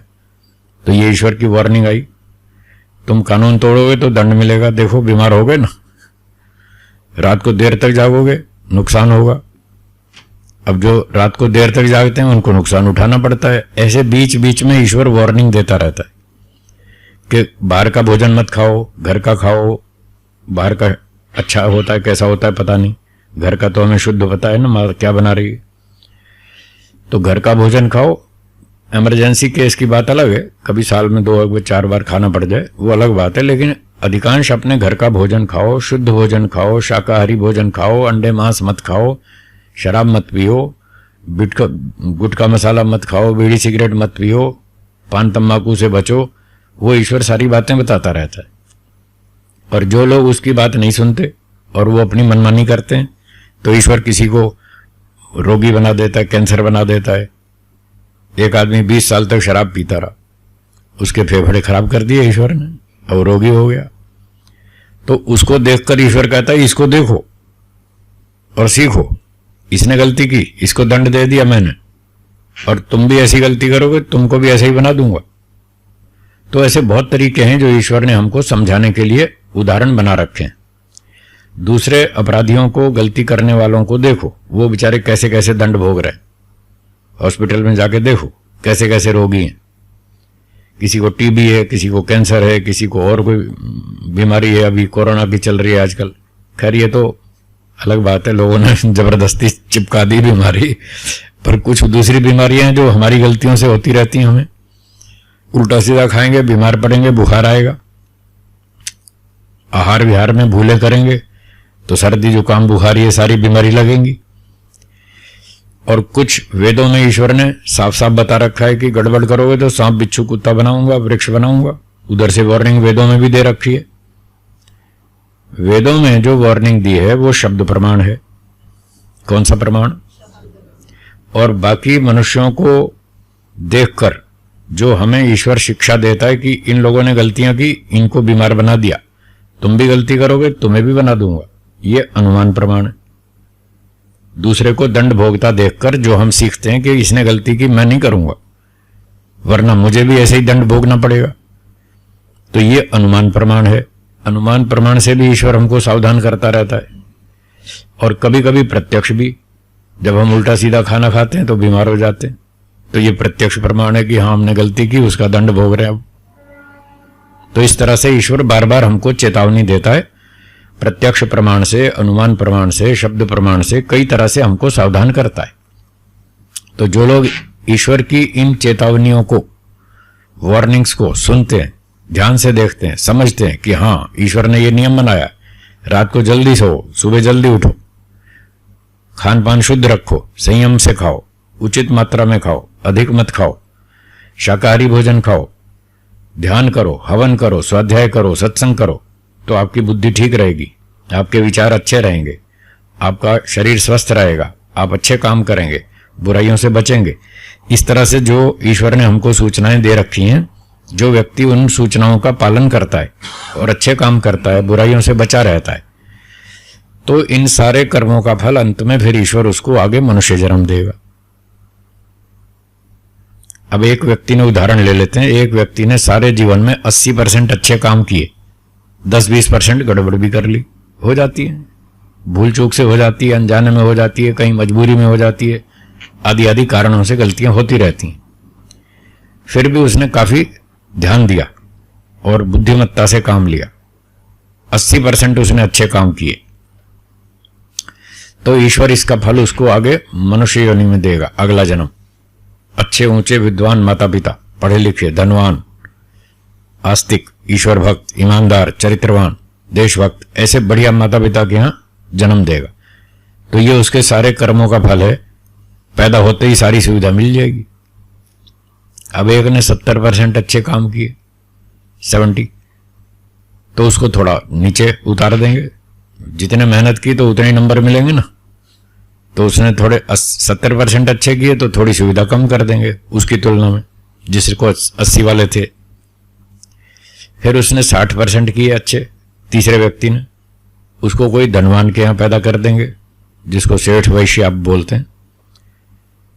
तो 80% अच्छे किए तो ब्राह्मण के यहां, विद्वान के यहां जन्म मिलेगा। एक मोटी गिनती बता रहा हूं समझने के लिए। अगर 70% किए तो कोई क्षत्रिय, बलवान, सेनापति, पुलिस वाला अधिकारी, ईमानदार, ऐसे घर में जन्म मिल जाएगा। 60% अच्छे किए तो धनवान सेठ के यहां जन्म मिल जाएगा। और 50% अच्छे किए तो 4th क्लास में जन्म मिलेगा, मजदूर, चपरासी, पटे वाला, फिर ऐसे घर में जन्म मिलेगा। 50-50, अच्छे बुरे 50-50 बराबर, तो 4th क्लास फैमिली में जन्म मिलेगा। अब यदि किसी ने अच्छे कर्म 50 भी नहीं किए, 40 ही किए, हाँ जी, कितने किए अच्छे और बुरे कितने किए? 60, ये रेशो हो गई। बुरे ज्यादा कर दिए, अच्छे कम रह गए। तो अब अगला नियम ये कह रहा है कि फिर उसको अब मनुष्य नहीं बनाएंगे, अब नीचे चलो, फिर उसको डिस्कवरी चैनल पर लोग देखेंगे। घोड़ा, कुत्ता, सांप और कोई जंगली जानवर, कोई समुद्री जीव ऐसा अजीब सा बना देंगे, अपना दंड भोगो भाई। तो उसका ये नियम है, बुरे काम यदि अधिक हैं और अच्छे कम हैं तो फिर मनुष्य से नीचे अन्य योनियों में उसको जन्म मिलेगा। तो इस एग्जांपल में उसने बुरे काम कितने किए थे? 60, बुरे 60, अच्छे 40। तो 60 और 40 में कितना अंतर है? 20। 60 और 40 में 20 का अंतर है ना। तो वेद में लिखा है, ये कानून है कि यदि बुरे काम अधिक करेंगे और जितने बुरे काम जितने % ज्यादा होंगे तो पहले उसका दंड मिलेगा। अब मान लो 20% पाप ज्यादा है, 60 और 40, तो 20 का दंड आपको 2, 4, 5, 10, 20 योनियों में भोगना पड़ेगा। सांप, बिच्छू, कुत्ता, गधा, हाथी, बंदर, भेड़, बकरी। अब 20% का दंड इन 10 योनियों में भोग लिया, तो 60 में से 20 भोग लिया, कितना बचा? 40। और जब 10 जन्म पहले वो मनुष्य था, जिस जन्म में उसने 60% पाप किए थे, उसी जन्म में 40% पुण्य भी तो किए थे ना। जब मनुष्य था तब 40 पुण्य भी किए थे, वो उसके खाते में रखे। 60 में से 20 पाप का दंड भोग लिया, वो 40 बच गए, और पुण्य 40 पहले से रखे, तो 40-40 इक्वल हो गए। तो जैसे इक्वल होंगे तो लौट के वापस 4th क्लास फैमिली में आ जाएगा। ये सिस्टम है। कुत्ता गधा बन के, कीड़ा मकोड़ा बन के कोई नए पुण्य नहीं कमाएगा, वो तो पिछले अकाउंट में जमा है, उसके आधार पर वापस आ जाएगा, इस तरह वापस लौट कर आएगा। अब बोलो क्या पूछना? आपने कहा कि मनुष्य होकर जब भी आता है वापस, तो ईश्वर उसे ऐसे माता पिता के थ्रू, टीचर के थ्रू वार्निंग देते हैं। जी जी। इससे अच्छा तो ये कर सकते थे कि उसको जन्म लेते समय ही बता दिया कि लास्ट जन्म में तुमने ये गलती की थी, तो अभी ये मत करना। ठीक है, तो वो तो ज्यादा एफिशिएंट। इतनी बुद्धि है उसमें कि वो याद रखेगा, इतनी भी ईश्वर की बात समझ लेगा। सिस्टम ईश्वर बना रहे। ऐसा बनाए तो मतलब उसके सिस्टम में गड़बड़ है। आपकी बुद्धि ज्यादा है ईश्वर से, हैं? आपकी बुद्धि ज्यादा है या ईश्वर की ज्यादा है? तो फिर वो आप अपना नया सुझाव क्यों दे रहे हो? भाई तुमने ये सिस्टम ठीक नहीं बनाया, ऐसे बनाओ। ऐसे तो लाख आदमी वो अपनी अकल लगाएंगे, तो ईश्वर तो पागल हो जाएगा, किसकी सुनूं, इसकी सुनूं या उसकी सुनूं? सुझाव उसको दे सकते हैं जिसकी बुद्धि हमसे कम हो। ऐसा अगर करते तो क्या गड़बड़ होती? उससे गड़बड़ी होती, उसको पता चल जाता कि मैं पिछले जन्म में सुअर था। वो नहीं, बस यही कि गलती तुमने ये की तो अभी मत। जब गलती बताएंगे भाई तुमने ये गलती की, इसलिए तुमको पिछले जन्म में सुअर बनाया गया था और अब तुमको वापस मनुष्य बना दिया गया है, तो अब याद रखना, अब ये गलती दोबारा नहीं दोहराना। इतना सब बताने के लिए उसको ये भी तो समझ में आना चाहिए ना कि मैं कहां था पिछले जन्म में, क्या गलती की और मुझे क्या दंड मिला। ये सारा उसको समझाना पड़ेगा। इतना समझाने से अगर उसको समझ में आ गई कि मैं पिछले जन्म में सुअर था, तो अब जब खाना खाएगा तो खाना नहीं खा सकेगा। उसको याद आएगा मैं तो सुअर था, गंदी नाली में मुंह मारता था। अब वो जब खाएगा तो उसको गंदी नाली का वो याद आएगा सीन, जो पिछले जन्म में सुअर बन के खाता था, कचरा खाता था, हैं? अब वो रोटी नहीं खा पाएगा। इसलिए भगवान ने कहा बहुत अच्छा है, तुम पिछली बात भूल जाओ, सिर्फ तुम्हें इतना ही तो बताना है कि तुमने गलतियां की और तुमको दंड दिया गया, इतना ही तो बताना है। तो हम ऐसे सुरक्षित ढंग से क्यों न बताएं जिससे आपका जीवन ठीक से चले। इसलिए ईश्वर ने ये सुरक्षित ढंग से हमको सिखाया, माता पिता के थ्रू हमको शिक्षा दिलवाई, टीचर्स के थ्रू, पुस्तकों के थ्रू, वेदों के थ्रू बताया कि तुम घोटाले मत करो। वेद में साफ लिखा है, असुर्या नाम ते लोका अंधेन तमसावृता तांस्ते प्रेत्यापि गच्छन्ति ये के चात्म हनोजना। वेद में लिख रखा है कि आप बुरे काम करोगे तो भगवान कुत्ता गधा सांप बिच्छू बनाएगा। फिर ऋषियों ने समझाया वेदों की बातें, पुण्येन पुण्यम लोकम नयति पापेन पापम, ये उपनिषद का वचन है कि पुण्य करोगे तो अच्छी योनि मिलेगी मनुष्य की, पाप करोगे तो दुखयुक्त योनियां मिलेंगी पशु पक्षी की। इसलिए वो सिस्टम अच्छा है जो ईश्वर ने अपनाया। आपके हिसाब से चलेंगे तो मुश्किल हो जाएगी, जीना मुश्किल हो जाएगा। ठीक है, हैं? हाँ हाँ, उनको देख के समझ सकते हैं। हाँ, वो कर्म कैसे हैं वो वेद से पता चल जाएगा। वेद में लिखा है कि यज्ञ करो, दान दो, सेवा करो, सच बोलो, न्याय से व्यवहार करो, बड़ों का आदर करो, सम्मान से रहो, सभ्यता से रहो। ये वेद में बता दिया, ये काम करने के हैं। तो यदि हम ऐसे काम कर रहे हैं तो हमें पता चल जाएगा हमारे काम ठीक हो रहे हैं। फिर वेद में मना किया, झूठ मत बोलो, चोरी मत करो, धोखा मत दो, अन्याय मत करो, हेरा फेरी मत करो, चोरी मत करो, रिश्वत मत लो, ये सब बता दिया। तो जब हम अब कर्म करेंगे तो वहां से हमको पता चल जाएगा कि यदि हम इस तरह के काम कर रहे हैं तो हमारे कर्म तो गलत हो रहे हैं, ऐसे पता चल जाएगा। और जैसे जैसे हम गलत काम करेंगे ईश्वर थोड़ा थोड़ा दंड तो तत्काल ही देगा। सबसे पहला दंड है तुरंत टेंशन, आप जरा भी गलती करो, ईश्वर का दंड तत्काल शुरू हो जाएगा। टेंशन, तनाव, डर लगेगा, कोई देख तो नहीं लेगा, कोई पकड़ तो नहीं लेगा, कहीं फंस गए तो पिटाई हो सकती है, जेल भी हो सकती है, बदनामी भी होगी। ये सारी सूचनाएं ईश्वर तत्काल देता रहता है। ये सारी सूचनाएं ईश्वर की तरफ से तत्काल। जैसे ही आप गलत योजना बनाओ, इंस्टेंट, तुरंत उसकी सूचनाएं, सावधानी और दंड शुरू हो जाता है, ताकि व्यक्ति गलती ना करे। वेदों में भी बताया, और ये तत्काल सावधानी भी इस तरह से चलता है। तो जो व्यक्ति ईश्वर की बात सुनता है, मानता है, जैसे उदाहरण बच्चों की बात करें, जो बच्चे माता पिता की बात मान लेते हैं वो अच्छे काम करते हैं, सुखी रहते हैं। जो बच्चे बदतमीजी करते हैं, लापरवाही करते हैं, माता पिता की बात पर ध्यान नहीं देते, पढ़ाई ठीक से नहीं करते, वो परीक्षा में फेल होते हैं, वो दंड भोगते हैं। यहीं देख लो, प्रत्यक्ष दिख रहा है। तो जैसे हम माता पिता की बात मान लेते हैं, अध्यापकों की बात मान लेते हैं, तो हम फायदे में रहते हैं, हमारा भविष्य अच्छा बनता है, हम बुद्धिमान बनते हैं, सुखी बनते हैं। ऐसे ही जो ईश्वर की बात मान लेगा वो सुखी रहेगा, वो फायदे में रहेगा। और जो नहीं मानेगा वो फिर उल्टे सीधे काम करेगा, पशु पक्षी बनेगा, अपना दंड भोगेगा। दोनों रास्ते आपके सामने हैं, अच्छा भी और खराब भी। आप बुद्धिमान हैं, सोचो क्या करना है। आप कर्म करने में स्वतंत्र हैं, आपकी मर्जी, जो मर्जी करो, ठीक है।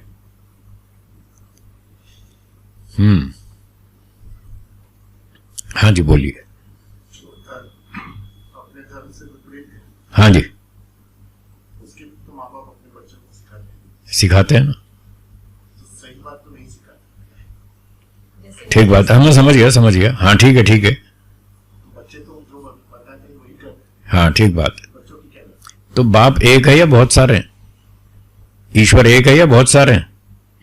एक है ना। वो एक ईश्वर समझदार है या मूर्ख है? समझदार है। अच्छा, जब ईश्वर एक है और वो समझदार है, तो किसी को तो कहे प्रेम से रहो और दूसरे को कहो तुम लड़ाई झगड़ा करो। क्या दोनों बातें वो समझदार ईश्वर कह सकता है? नहीं कह सकता। पर यहां लोगों को बेवकूफ बनाया जा रहा है। एक किताब में लिखा है कि अच्छे काम करो, दूसरी किताब में लिखा है मार्ग बांटो। तो इसका मतलब क्या हुआ? वो दोनों स्टेटमेंट ईश्वर के नहीं है। यहां मूर्ख ये बनाया जा रहा है, ये बताया जा रहा है कि ये दोनों स्टेटमेंट ईश्वर के हैं। यही भूल है, इसको समझना है। सुनिए, हम कह रहे हैं वेद ईश्वर का संदेश है, दूसरे कह रहे हैं बाइबल ईश्वर का संदेश है, तीसरे कह रहे हैं कुरान ईश्वर का संदेश है। यही तो झूठ है। तो आप झूठ को जब तक नहीं समझेंगे तब तक आप गलती से बच ही नहीं सकते। जब वो ईश्वर का संदेश है ही नहीं और आप उसको ईश्वर का संदेश माने, तो गलती तो आपकी है। इसलिए उसका उत्तर ये हुआ कि जो लोग ये कहते हैं हमारा जो धर्म है, जो हमारा संप्रदाय है, जो हमारी पुस्तक है, वो ईश्वर का संदेश है, वही झूठ है। वो ईश्वर का संदेश है ही नहीं। ईश्वर एक है, बुद्धिमान है, सर्वज्ञ है, सर्वशक्तिमान है। वो दो बेकार के स्टेटमेंट टकराने वाले बोलता ही नहीं। तो हमें ये पहले स्वीकार करना होगा, ईश्वर एक है, सर्वव्यापक है, सर्वशक्तिमान है, बुद्धिमान है। ईश्वर ने एक ही आदेश दिया है, प्रेम से रहो। झगड़े का आदेश दिया ही नहीं। अब कुछ मूर्खों ने वो किताब बना ली और वो कहने लगे नहीं ये खुदा का संदेश है। तो उनको समझाना ये खुदा का संदेश है ही नहीं, झूठ है, इसको कैंसिल करो। जो ईश्वर का संदेश है उसको सब लोग माने, सब प्रेम से रहेंगे। ये उत्तर है। अब बोलिए। बच्चों की गलती ये है कि उन्होंने कर्म खराब किए, इसलिए उनको खराब माता पिता दिए। ये उनके पिछले कर्म का फल है। उनको ऐसे संप्रदाय में जन्म दिया, उनके पिछले कर्म अच्छे नहीं थे। जिनके अच्छे थे उनको अच्छे परिवार में जन्म दिया, जिनको ईश्वर की वाणी वेद का लाभ मिल रहा है। तो अब राजा का काम है उसको कंट्रोल करना। राजा की जिम्मेदारी है वो इस बात की स्थापना करे कि ये सारे के सारे धर्म संप्रदाय ईश्वर के नहीं है। ये जिम्मेदारी राजा की है। अब राजा इतना बुद्धिमान नहीं है, उसको खुद को ही नहीं पता कि ये सारे ईश्वर के संदेश हैं या नहीं है। वो खुद कंफ्यूज है बेचारा। इसलिए अव्यवस्था चल रही है और आगे भी तब तक चलेगी जब तक राजा समझदार नहीं बनेगा। सारी जिम्मेदारी राजा की है। राजा जो काम करता है, आजकल की भाषा में उसको बोलते हैं सरकार। क्या बोलते हैं? ये सरकार शब्द संस्कृत भाषा का है। इसका मूल शब्द था सर्वकार। संस्कृत में इसको सर्वकार कहते हैं। इसी सर्वकार में से वो गायब हो गया, बच गया सरकार। तो सर्वकार का मतलब जो सारे काम करता है, जिसके ऊपर सब कार्यों की जिम्मेदारी है, जिसको सारे अधिकार हैं, वो कुछ भी कर सकता है। जब पुलिस वाले आते हैं रेड मारने, सीबीआई वाले, सीआईडी वाले, उनको कोई नहीं रोक सकता। वो अपना कार्ड दिखा देते हैं, हम सीबीआई से आए, फिर कोई नहीं रोक सकता उनको, सब घुस जाते हैं। तो राजा है, सरकार है, उसका पूरा अधिकार है, वो कुछ भी चेक कर सकता है। उसको डाउट है कि तुम गड़बड़ करते हो, तुम यहाँ बम बनाते हो, तुम ये घोटाला करते हो, हमको पूरा अधिकार है चेक करने का। अगर तुम गड़बड़ करते हो और पकड़े गए तो चलो जेल में। तो राजा की जिम्मेदारी है ये पता लगाना कि देश में क्या हो रहा है, कौन क्या कर रहा है, कौन सच बोल रहा है, कौन झूठ बोल रहा है। जो झूठ बोल रहा है उसको ठीक करना राजा की जिम्मेदारी है। जब राजा ही भटका हुआ बेचारा, तो फिर आपको, प्रजा को क्या शांति मिलेगी, कैसे व्यवस्था ठीक होगी। तो अब इसके दो तरीके हैं। एक तरीका तो यह है कि पहले यह निर्णय किया जाए कि ईश्वर का संदेश कौन सा। क्या बोला? पहले यह निश्चित करना है, बाइबल, कुरान, वेद, गीता, रामायण, महाभारत, इनमें से ईश्वर का संदेश कौन सा है, पहले यह डिसाइड करना है। जब वो डिसाइड हो जाए कि यह ईश्वर का संदेश है, फिर उसको सारी दुनिया में लागू करना। हाँ बोलिए।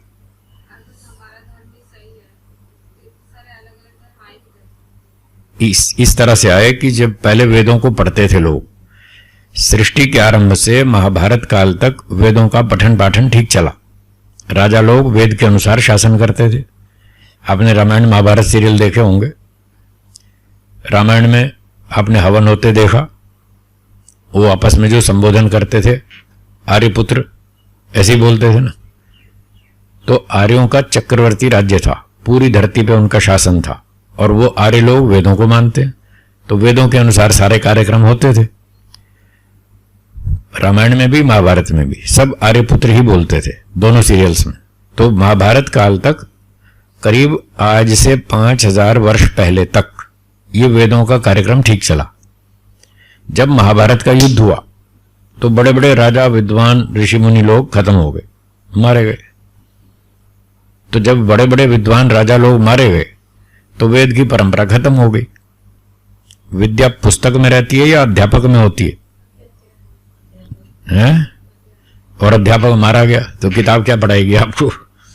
किताब थोड़ी बताएगी मैथ्स में क्या लिखा है। वो तो टीचर के पास है, चेतन वो है, ज्ञान तो चेतन का गुण है। और वो चेतन जो अध्यापक थे, बड़े बड़े विद्वान थे, राजा लोग थे, वो मारे गए। फिर जो बच गए वो अनाड़ी बचे, जो आधा अधूरा जानते थे। जैसे एमटेक वाले तो, एमएससी वाले तो पढ़ा सकते हैं। अब जो 5वीं क्लास, कोई 3री क्लास पढ़ा हुआ था, वो क्या पढ़ाएगा? वो तो खुद ही नहीं जानता ठीक से। तो महाभारत के युद्ध के बाद बड़े बड़े राजा, विद्वान लोग खत्म हो गए, बचे अनाड़ी लोग। फिर वो टीचर बन गए, तो उनके जो मन में आई सो उन्होंने चालू कर दिया। इस प्रकार से तरह तरह के संप्रदाय पैदा हुए। वेद का पठन पाठन, विद्वान लोग समाप्त हो गए उस युद्ध में। उसके बाद सारी गड़बड़ हुई। उससे पहले कोई गड़बड़ नहीं थी, सब वैदिक राजा थे, वेद के अनुसार शासन चलता था। जी, मनुष्य योनि की जनसंख्या इतनी कैसे बढ़ी? जैसे बताया कि 6 महीना जेल में गया, 6 महीना पूरा हो गया तो वापस लौट के आएगा बाहर। तो जिन लोगों ने पाप कर्म किए, ईश्वर ने उनको जेल में डाल दिया, कुत्ते में, गधे में, बकरी में, भेड़ में। तो जिन्होंने 20% पाप ज्यादा किए थे, उनको डाल दिया पशु पक्षी योनियों में। जब उनके 20 पाप दंड भोग लिया तो अब वापस लौट के आएंगे या नहीं? कीड़े मकोड़े से वापस मनुष्य योनि में आएंगे। जब वो आएंगे तो कौन से परिवार में जाएंगे? 4th क्लास में या क्लास 1 ऑफिसर के घर? 4th क्लास में। अब जो संख्या बढ़ रही है मनुष्यों की, ये क्लास 1 ऑफिसर्स के घर में बढ़ रही है, क्लास 2 ऑफिसर के घर में, या 4th क्लास में? इसका मतलब कीड़े मकोड़े से वापस आ रहे हैं, इसलिए संख्या बढ़ी। वो यही थी कि हमने मेंटेन कर रखी थी कि हम ज्यादा बच्चे पैदा नहीं करते थे, अब खूब पैदा करते हैं। मॉडर्न मेडिकल साइंस ने अच्छी प्रगति की, पिछले 30-40 साल में अच्छी प्रोग्रेस की। पहले चेचक फैलता था, एक बीमारी, 5 लाख लोग मर गए। हैजा फैल गया, 8 लाख मर गए। कोई और बीमारी फैल गई, 10 लाख मर गए। अब चेचक फैलती नहीं, वो 10 लाख बच गए। डेथ रेट कम हो गई ना। हैजा फैलता नहीं, स्मॉल पॉक्स फैलता नहीं। तो जिन बीमारियों में इतने सारे लोग मर जाते थे वो अब नहीं मरते, डेथ रेट कम हो गई और बर्थ रेट बढ़ गई, इसलिए मनुष्यों की संख्या बढ़ गई। अब किसी को हार्ट की प्रॉब्लम होती है, उसको स्टंट लगा देते हैं, ज्यादा गड़बड़ हो तो बाईपास सर्जरी कर देते हैं, उसको मरने नहीं देते। और पहले तो अटैक आया और मर गया, पता ही नहीं चलता था क्या बीमारी हुई, वो डायग्नोज ही नहीं हो पाता था, पहले ही मर जाता था। अब सब डायग्नोज होता है, बीमारी का इलाज होता है। किसी को किडनी खराब हो गई, उसको डायलिसिस पे लिटा देंगे, 5 साल तक जिंदा रखेंगे, उसको मरने नहीं देते। तो इस प्रकार से डेथ रेट कम हो गई, बर्थ रेट बढ़ गई, इसलिए मनुष्यों की संख्या बढ़ गई, ये बात। हाँ हैं, जब सृष्टि उत्पत्ति हुई थी आत्माएं तो उतनी है, आत्मा नई पैदा नहीं होती, आत्माएं उतनी है, आज भी उतनी है, आगे भी उतनी ही रहेंगी, सिर्फ शरीर बदलते हैं। शरीर तो पैदा होते हैं और शरीर मरते हैं, इसलिए शरीरों की संख्या घटती बढ़ती है, आत्माओं की नहीं। सुबह आपकी बंबई में 2 करोड़ मान लो जनसंख्या है सुबह 6 बजे, और 10 बजे गिनती करो तो 5 लाख बढ़ गए। ये 5 लाख कहां से आ गए? कोई वसई रोड से आया, कोई डाणू से आया, कोई कहीं से आया, कोई पूना से आ गया। यहां पर डेली जॉब करने आते हैं ना लोग, तो बाहर के गांवों नगरों से भी तो लोग आते हैं नौकरी करने। सुबह 6 बजे 2.5 करोड़ थे और 10 बजे 5 लाख बढ़ गए। तो जिन गांवों से यहां पर आए बंबई में, उन गांवों में उतनी संख्या घटी या नहीं घटी? उतनी घट गई। वो दिन में यहां आ गए, शाम को 6 बजे वापस चले जाएंगे, तो वापस वहां बढ़ जाएगी, या फिर उतनी 2.5 करोड़ बचेगी। तो कहीं ना कहीं से घटेगी, कहीं ना कहीं बढ़ेगी, आत्माएं उतनी ही रहेंगी। तो मनुष्य पशु पक्षियों के शरीर घटते बढ़ते रहते हैं, आत्माएं तो फिक्स है, ना वो एक घटती है ना एक बढ़ती है, क्योंकि वो नई पैदा होती नहीं और पुरानी आत्मा मरती नहीं। दूसरी अन्य पृथ्वी से वो भी हो सकता है, वो तो हम पूरा सिस्टम नहीं जानते, ये भी हो सकता है दूसरी पृथ्वी से आते हो, पर यहां इसी धरती पे इतनी आत्माएं आप कल्पना नहीं कर सकते। एक मनुष्य के शरीर में 8 अरब आत्माएं रहती हैं। 8 अरब तो एक इंसान के शरीर में, इतने बैक्टीरिया है। अभी थोड़े दिन पहले पंजाब में जालंधर में एक डॉक्टर साहब ने बताया कि हमारे शरीर में इतने बैक्टीरिया हैं जितने सारी धरती पे इंसान, एक मनुष्य में शरीर में, और इतने इनके में, इतने इनके में, इतने इनके में, सबके शरीर में इतने इतनी आत्माएं हैं। तो हम तो कल्पना नहीं कर सकते कितनी आत्माएं हैं। ये देखो ना, कोई गिनती मुश्किल है। समुद्र में देखो, इससे भी ज्यादा है। सूखी धरती तो कितनी 20-25% है, 28-29% सूखी जमीन है, 71% तो पानी पानी है, समुद्र है। जब सूखी जमीन पे इतने आत्माएं रह रही हैं तो समुद्र में तो इससे 3 गुनी होंगी। तो हम तो कल्पना नहीं कर सकते कितनी आत्माएं हैं। वो तो भगवान के बस की बात है, वो ही जानता है और वही हिसाब रखता है सबका, उसके हिसाब में गलती नहीं होती। अगर उसके यहाँ घोटाला हो जाए तो फिर उसको कौन पूजा करेगा? उसका कौन? ये सारी आत्माएं क्लैश नहीं करती हैं शरीर के अंदर ना, उनके अपने अपने एक आठ हाँ रहती है ना। उसमें भगवान ने उनके कर्मफल के हिसाब से सिस्टम बना रखा है कि आपको इतने कर्म के हिसाब से ये फल देना है। हम तो सोच भी नहीं सकते, सोचने जाएंगे तो पागल हो जाएंगे, बिल्कुल मेंटल केस हो जाएगा, फेल हो जाएंगे, दिमाग पागल हो जाएगा। हम तो सोच भी नहीं सकते। तो जो चीज हम नहीं समझ सकते उसको छोड़ देना चाहिए, नहीं तो दिमाग फेल हो जाएगा। अच्छा स्वामी जी, मैं एक प्रश्न करना चाह रहा था। बोलिए। कहा था ना, ये जैसे अपना जो राजा होता है समझदार, वैसे तो आपके सारे वर्ड्स शब्द हमेशा गोल्डन ही रहते हैं, लेकिन इस बात पे एक बात बताइए, बोल। क्या आप कहते हैं कि अभी तो जो राजा है हमारे देश का वो तो समझदार है। हाँ 75 साल में जब से आजादी हुई, ठीक। तब से शायद नहीं मिले। हाँ ठीक है, ऐसा समझदार। और ठीक है। सिचुएशन इतनी कॉम्प्लेक्स हो गई है और इतनी ज्यादा, मतलब क्या करे, वो करे तो क्या करेगा। देखो आप जो कह रहे हैं ना राजा समझदार है, और मैं भी कह रहा हूं राजा समझदार होना चाहिए, तो मैं तो कह रहा हूं 100% होना चाहिए, और इस राजा के हैं 80 नंबर, अभी 20% कमी, वो 20% और कमी पूरी होनी चाहिए, फिर 100% राजा बुद्धिमान होगा, फिर वो सारे वेद के कानून लागू करेगा।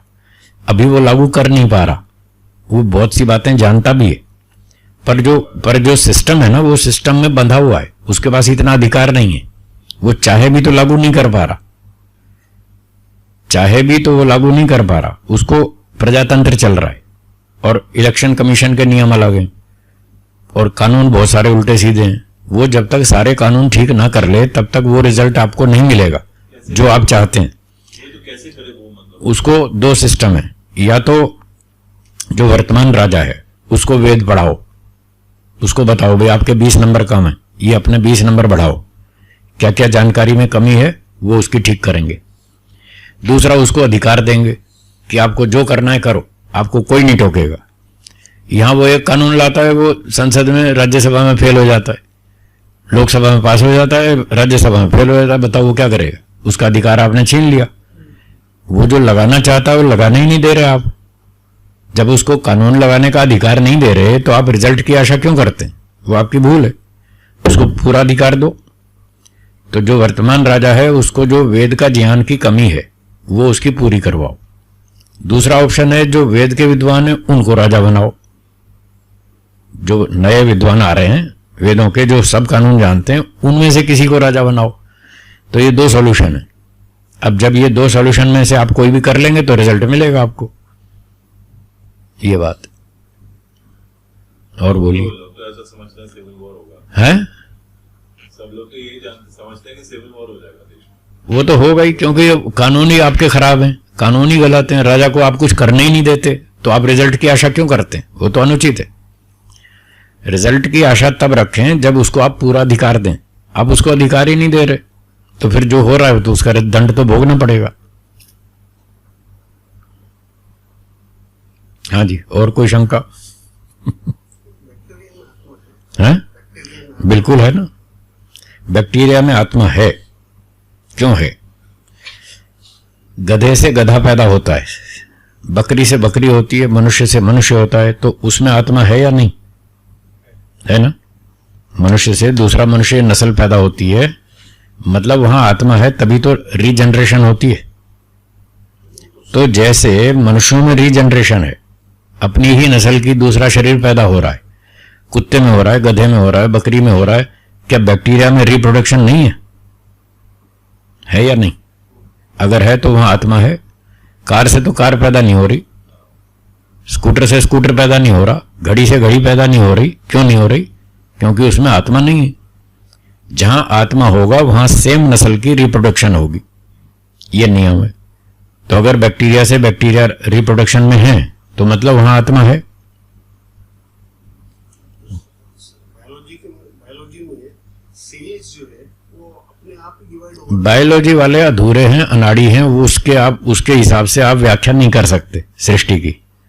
बायोलॉजी वाले जिंदा रहने और मरने का रीजन क्या बताते हैं? क्यों आदमी जिंदा है, क्यों मर गया, क्या अंतर आया? बोलो। सेल तो उतने ही थे। हार्ट बीट बंद हो गई, ब्रेन को ब्लड सप्लाई बंद हो गई, डॉक्टर ने डेड घोषित कर दिया। भाई हार्ट बीट बंद क्यों हो गई? ब्रेन को ब्लड सप्लाई बंद क्यों हुई? What is the reason? उसके पास कोई उत्तर नहीं है। हमारे पास उत्तर है। यहां आत्मा था जो जिसकी वजह से ये ब्रेन चल रहा था, ब्लड भी चल रहा था, हार्ट भी चल रहा था। आत्मा की उपस्थिति के कारण ये सब फंक्शन चल रहे थे। आत्मा यहां से निकल गया तो ईश्वर ने वो फंक्शन बंद कर दिए। उसका सिस्टम है, जब तक शरीर में आत्मा रहेगा तब तक सिस्टम चालू रहेंगे। जैसे ही आत्मा शरीर छोड़ेगा वो सारे सिस्टम बंद कर देगा और डेथ डिक्लेयर हो जाएगी।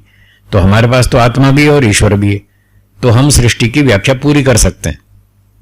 मेडिकल साइंस वालों के पास ना आत्मा है ना ईश्वर है, इसलिए वो हमारे प्रश्न का उत्तर नहीं दे पा रहे। फिजिक्स वाले भी नहीं दे पा रहे। फिजिक्स वाले कहते हैं हम ईश्वर को नहीं मानते। हमने कहा बता दो ये धरती कौन घुमा रहा है? आप ईश्वर को मत मानो, हमको उसका जवाब तो दो ना, ये सृष्टि कौन बना रहा है? एक बार वो जो साइंस के साइंटिस्ट हैं गुजरात यूनिवर्सिटी वाले प्रोफेसर वर्मा जी, तो हम उनसे मिलते रहते थे। हर महीने हमारी उनसे मीटिंग होती थी।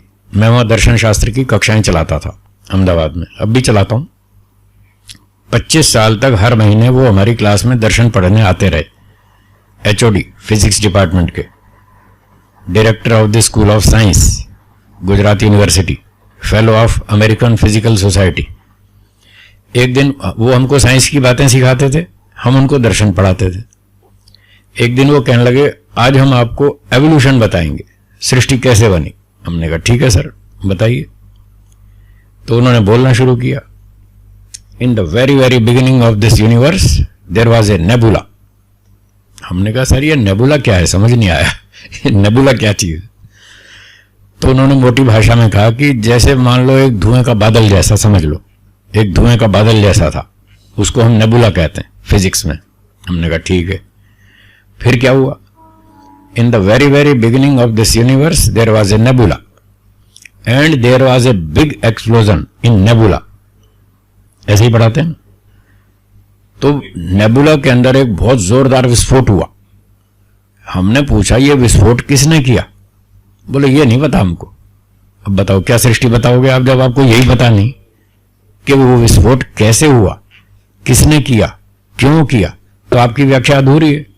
आप विद्यार्थी को प्रश्न का उत्तर ही नहीं दे पा रहे तो उसको क्या समझ में आएगा? बोले हमें नहीं पता किसने वो विस्फोट किया। मैंने कहा मुझे पता है। उनको शौक लगा, अच्छा आपको पता है किसने किया? मैंने कहा हाँ मुझे पता है। तो बोले किसने किया? मैंने कहा ईश्वर ने किया। न्यूटन्स लॉ ऑफ मोशन में, जो न्यूटन के लॉ ऑफ मोशन है उसमें पहला नियम है, a body in a state of rest or of motion will continue in its state of rest or of motion until an external force is applied. ठीक है ना? तो जो बॉडी है वो यदि स्थिर है तो वो स्थिर रहेगी जब तक आप उस पर कोई ताकत नहीं लगाएंगे। कोई बाहर की ताकत नहीं लगाएंगे तब तक वो वहीं रहेगी, हिलेगी नहीं। अब ये बोतल है यहां रखी है, अब ये वहीं रहेगी जब तक मैं नहीं हिलाऊं। आप नहीं हिलाएंगे तब तक वो वहीं रहेगी। आपकी कार रखी है गैरेज में, 6 महीने तक मत चलाओ, वहीं खड़ी रहेगी। और जब आप चलाएंगे तो वो चलेगी। तो मैंने कहा न्यूटन 2 तरह की वस्तुएं मानते हैं, एक बॉडी और एक फोर्स। जब फोर्स लगेगी तब वो बॉडी मोशन में आएगी, और अगर कोई चीज मोशन में है, चल रही है, तो जब तक आप उसको रोकोगे नहीं वो रुकेगी नहीं। तो उन्होंने 2 वस्तु स्वीकार की, एक बॉडी और एक फोर्स। तो मैंने कहा हमारे वेद की भाषा में जो बॉडी है वो मटेरियल है, वो प्रकृति है, वो जड़ पदार्थ है, और जो फोर्स है वो चेतन है। जब तक फोर्स नहीं लगेगी तो कार हिलेगी नहीं। तो मैंने कहा जो नेबुला था वो तो बॉडी थी, वो तो जड़ पदार्थ है, और गॉड वाज द फोर्स, वो ताकत है, चेतन है, उसने टक्कर मारी और नेबुला में विस्फोट किया। तो बोले वाह कमाल है, हमको तो अब समझ में आई बात वो तो फिर हमारे साथ दर्शन शास्त्र पढ़ने लग गए। उनको बहुत अच्छी रुचि हुई। उन्होंने न्याय दर्शन पढ़ा, योग दर्शन पढ़ा, सांख्य दर्शन पढ़ा, मेडिटेशन सीखा, बहुत अच्छा काम किया। अब भी कर रहे हैं वो, अब अमेरिका चले गए। तो अब साइंस के पास, साइंस की किताब के सिद्धांत के आधार पर इस बात का कोई उत्तर नहीं कि नेबुला में विस्फोट किसने किया। वैसे पर्सनल बातचीत में वो समझ गए, और वो आपस में एक दूसरे को बताते भी हैं हाँ कि हाँ एक ऐसी सुपर पावर है जो ये विस्फोट करेगी, क्योंकि इसको तो न्यूटन भी मान रहे हैं कि बिना फोर्स के तो नेबुला में विस्फोट हो ही नहीं सकता। तब बताओ ईश्वर को तो मानना ही पड़ेगा। अब फिर वो हट करेंगे साहब हम तो नहीं मानते, तो हठी आदमी तो ठीक नहीं है, वो तो गड़बड़ है, उसको कोई बुद्धिमान थोड़ी मानता है।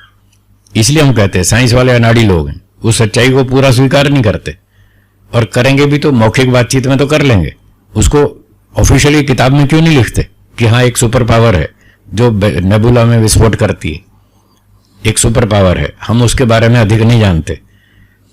तो फिर उसके बारे में कहां से जानेंगे? तो किताब में फिजिक्स में इतना लिखो, एक फोर्स है, सुपर पावर है जो नेबुला में विस्फोट करती है। जिसको उसके बारे में अधिक जानना हो वो फिलॉसफी पढ़े, फिलॉसफी में उसका डिटेल में वर्णन है। इतना लिख दो, बस 2 लाइन लिख दो, आगे हम संभाल लेंगे। फिर आगे हम संभाल लेंगे, जिसको समझना हो वो फोर्स क्या करती है हम बताएंगे, देखो दर्शन में लिखा है, वेद में लिखा है। फिर हम बताएंगे ये फोर्स क्या क्या करती है। वो सृष्टि को बनाती है, सृष्टि को चलाती है, सृष्टि को डिस्ट्रॉय करती है, सब कर्मों का हिसाब रखती है, सब ठीक न्याय से कर्म फल देती है, वो फोर्स ये काम करती है। फिर हम आगे हम समझा देंगे। अगर साइंस वाले इतना भी स्वीकार कर लें तो दुनिया ठीक हो जाएगी, पटरी पे आ जाएगी। अभी वो नास्तिक है, वो कहते किसने देखा अगला जन्म? अगला जन्म किसने देखा? आत्मा, आत्मा क्या है? कुछ नहीं है, ये तो पंचमहाभूत का शरीर है। पंचमहाभूत इकट्ठे हो जाते हैं, चेतना आ जाती है, वो बिखर जाते हैं, चेतना खत्म हो जाती है। अलग चेतन आत्मा मानने की कोई जरूरत नहीं है। आज इनका ये सिद्धांत है और ये गलत है। हमने इस पर ऑब्जेक्शन किया। अगर आप मान लो शीरा बनाते हैं, हलवा, हलवा बनाते समय आपने सूजी डाली है, पानी डाला, घी डाला, इलायची डाली, केसर डाला, सब चीज डाली और शक्कर नहीं डाली, तो वो मीठा बनेगा? नहीं बनेगा ना। तो जो मिठास है उस मिठास वाला पदार्थ भी आपको हलवा बनाते समय डालना पड़ेगा। रॉ मटेरियल के तौर पर चीनी डालनी पड़ेगी, तब तो मीठा बनेगा। और आपने ऐसी कोई चीज डाली ही नहीं जिसमें मिठास हो, तो क्या वो मीठा हलवा बनेगा? नहीं बनेगा। तो हमने उनसे कहा कि ये पंचमहाभूत से जो शरीर बना, उस पंचमहाभूत के जो रॉ मटेरियल है, बेसिक मटेरियल जिससे बॉडी बनी, क्या उसमें चेतना है, उसमें फीलिंग्स हैं, उसमें डिजायर्स हैं, उसमें नॉलेज है?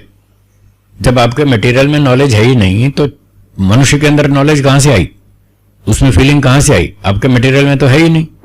जब आपने चीनी डाली नहीं तो मीठा कैसे होगा हलवा? अगर हलवा मीठा है तो मतलब उसमें चीनी डली है, उसमें मिठास वाला तत्व विद्यमान है, तभी तो हलवा मीठा बनेगा।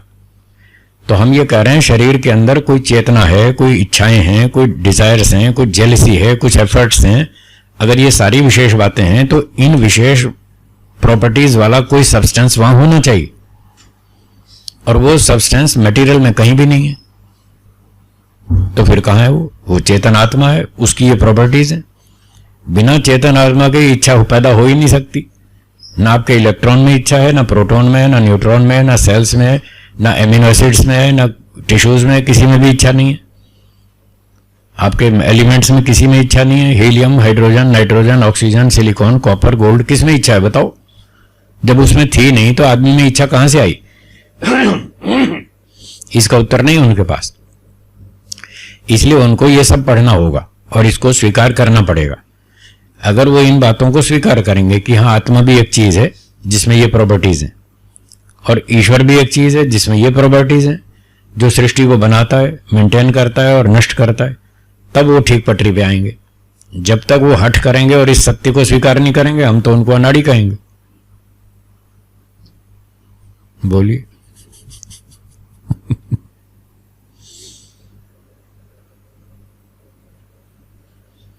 हाँ जी बोलो, आपका समाधान हो गया ना?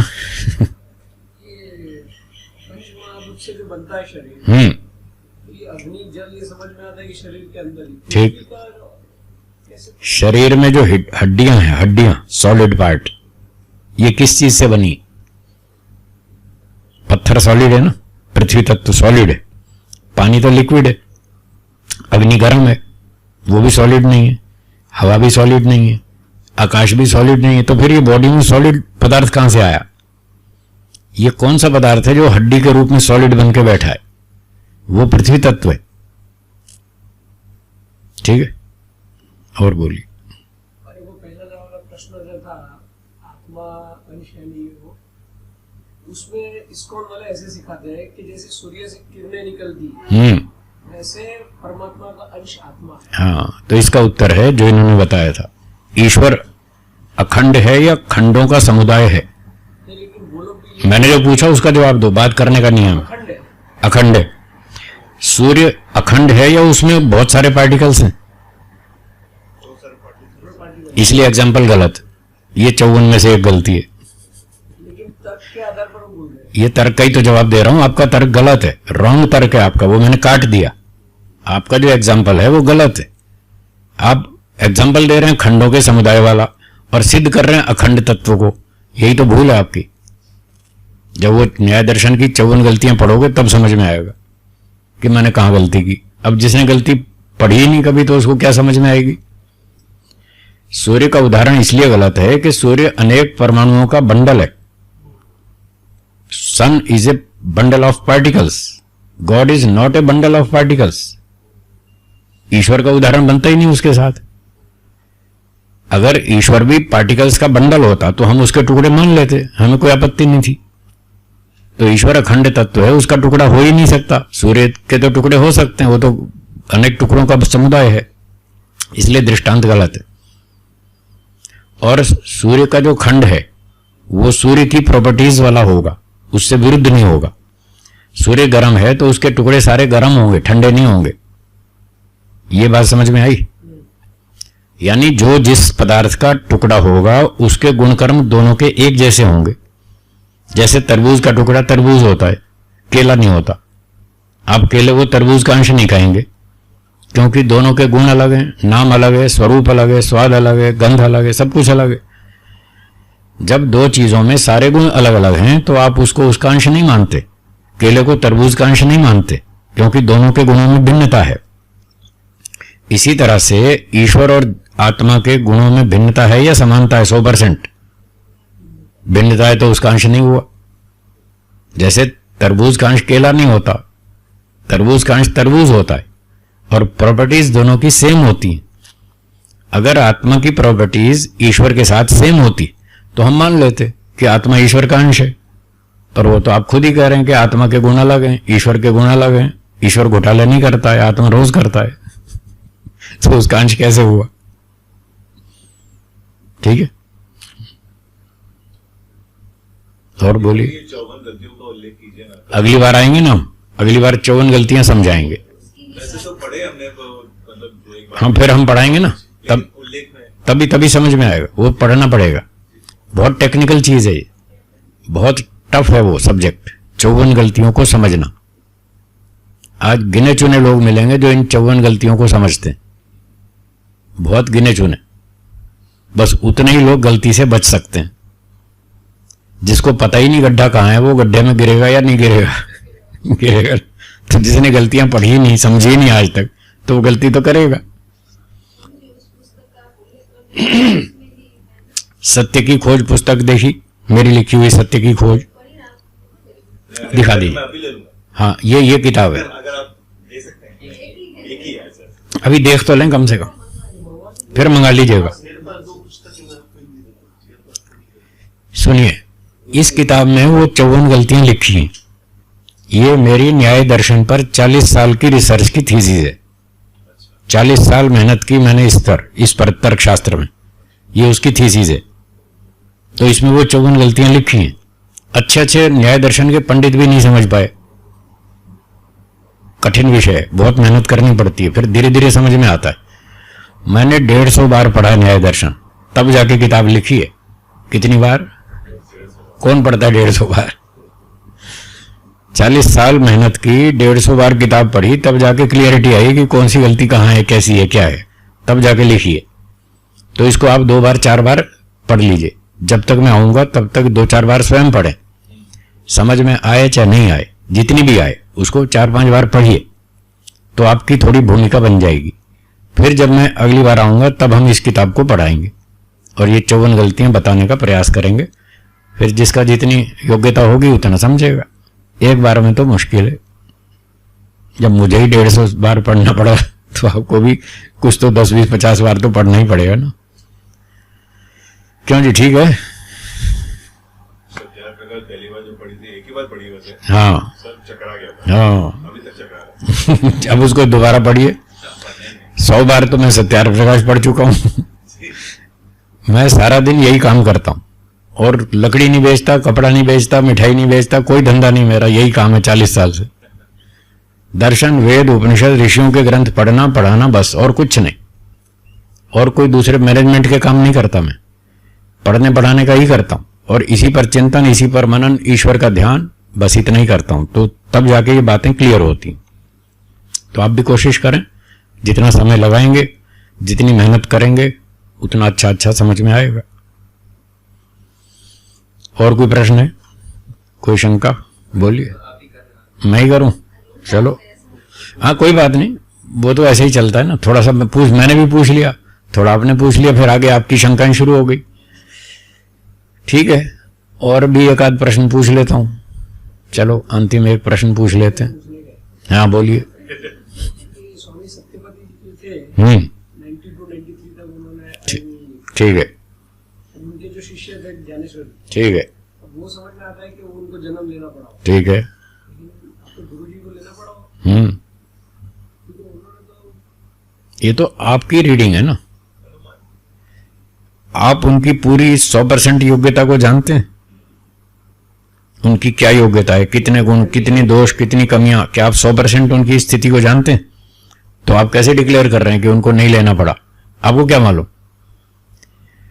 जो नंबर देता है ना वो यूनिवर्सिटी का प्रोफेसर होता है, वो परीक्षा पत्र को जांचता है और वो नंबर देता है और फिर वो सर्टिफिकेट देता है कि आदमी को ये डिग्री दी जाती है।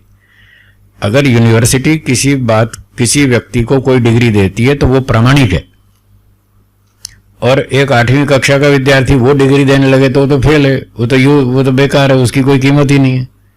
वो उस व्यक्ति की परीक्षा ही नहीं कर सकता। जो परीक्षा नहीं कर सकता वो सर्टिफाई कैसे करेगा? और करेगा भी तो गलत।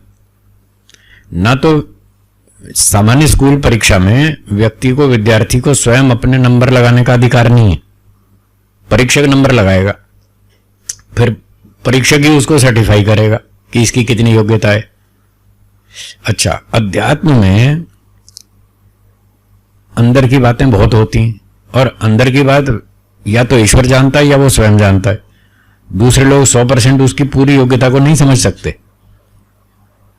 उसी फील्ड का जो एक्सपर्ट व्यक्ति होगा वो काफी कुछ अनुमान लगा लेगा, काफी कुछ, 100% नहीं। 100% अपने आप को या तो व्यक्ति स्वयं जानता है या फिर ईश्वर उसको जानता है, और तीसरा आदमी 100% किसी को नहीं जान सकता। तो स्वामी सत्यपति जी ने खुद अपना परीक्षण करके हमको बताया कि मेरा अभी थोड़ा काम बचा हुआ है। वो जब खुद ही कह रहे हैं मेरा काम बचा हुआ है, तो वो खुद कह रहे हैं मेरा एक जन्म और होगा, तो फिर हम क्या बोलेंगे? वो जो खुद ही बोल रहे हैं तो मान लो। मेरी बात या तो मैं जानता हूं या ईश्वर जानता है। आप मेरी 100% बात नहीं पकड़ सकते, आपकी मैं नहीं पकड़ सकता। तो ये बात है। तो हम किसी के बारे में यूं डिक्लेरेशन नहीं दे सकते, या तो वो खुद देगा, हाँ, जो उसी फील्ड का आदमी हो वो पहचान पाएगा कि ये जो बोल रहे हैं ठीक बोल रहे हैं या गलत बोल रहे हैं, जो उसी फील्ड का हो। जैसे एक डॉक्टर को डॉक्टर ही पहचान सकता है, संगीतकार नहीं पहचान सकता। एक संगीतकार की संगीत में क्या योग्यता है उसको दूसरा संगीतकार तो पहचान सकता है, डॉक्टर नहीं पहचान सकता। वो उस फील्ड का है तो वो आइडिया लगा सकता है कि हाँ इसकी ये योग्यता है। तो ऐसे ही एक योगी व्यक्ति को कोई उसी फील्ड का आदमी जो योगाभ्यासी हो, जिसने 20, 30, 40 साल मेहनत की हो, वो पहचान लेगा कि ये ठीक बोल रहा है।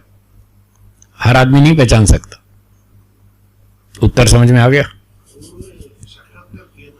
हाँ वो तो किया था, हाँ वो ठीक है, वो किया था, पर 5 क्लेश दग्ध बीज पूरे नहीं हुए, ये काम बचा हुआ था।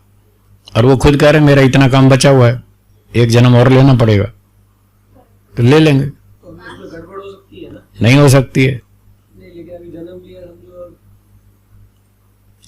अगर दूसरे व्यक्तियों की दुर्घटना ना हुई, दूसरे लोगों ने परेशान नहीं किया, तो वो एक ही जन्म में पार हो जाएंगे। अगर कोई एक्सीडेंट हुआ, कोई और दुर्घटना होगी, तो फिर कोई गारंटी नहीं है। ऐसा है। 5 केस खत्म ना हो, हाँ ईश्वर का साक्षात्कार हो सकता है। हाँ बिल्कुल, साक्षात्कार तो पहले हो जाएगा। साक्षात्कार तो बहुत पहले हो जाएगा। साक्षात्कार के बाद जो समाधि में ईश्वर से नॉलेज मिलेगा, ज्ञान मिलेगा, आनंद मिलेगा, वो है असली हथियार। उन क्लेशों को रगड़ने का, जलाने का, नष्ट करने का, दग्धबीज करने का। अब वो काम कितना सारा बचा हुआ है और उस पर कितना टाइम लगेगा ये डिपेंड करता है उस बात पर।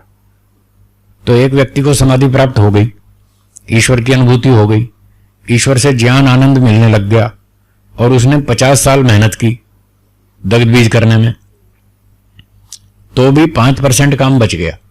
95% काम पूरा हुआ, 5% बच गया, तो 50 साल के बाद भी उसको फिर अगला जन्म लेना पड़ेगा। और अगर पूरा निपट गया 100%, तो अगला जन्म नहीं होगा, फिर नहीं होगा। यदि बच गया तो फिर समाधि के बाद भी जरूरी नहीं है कि मोक्ष हो ही जाएगा। यदि काम पूरा हो गया तो मोक्ष होगा। यदि 5 क्लेश पूरे नष्ट नहीं हुए तो नहीं होगा, एक जन्म और लेना पड़ेगा उस बचे हुए काम को पूरा करने के लिए। अब जब अगला जन्म होगा तो उनकी पिछली संपत्ति बहुत ज्यादा है। उस अपनी संपत्ति के होते हुए वो खुद लापरवाही करें और नीचे गिर जाएं, ये नहीं हो सकता। दूसरा व्यक्ति हाथ पैर तोड़ दे, एक्सीडेंट ठोक दे, मार डाले, कमर तोड़ दे, वो हो सकता है। उस कारण से उनको प्रगति में बाधा आ सकती है, कोई दूसरा ठोक दे तो।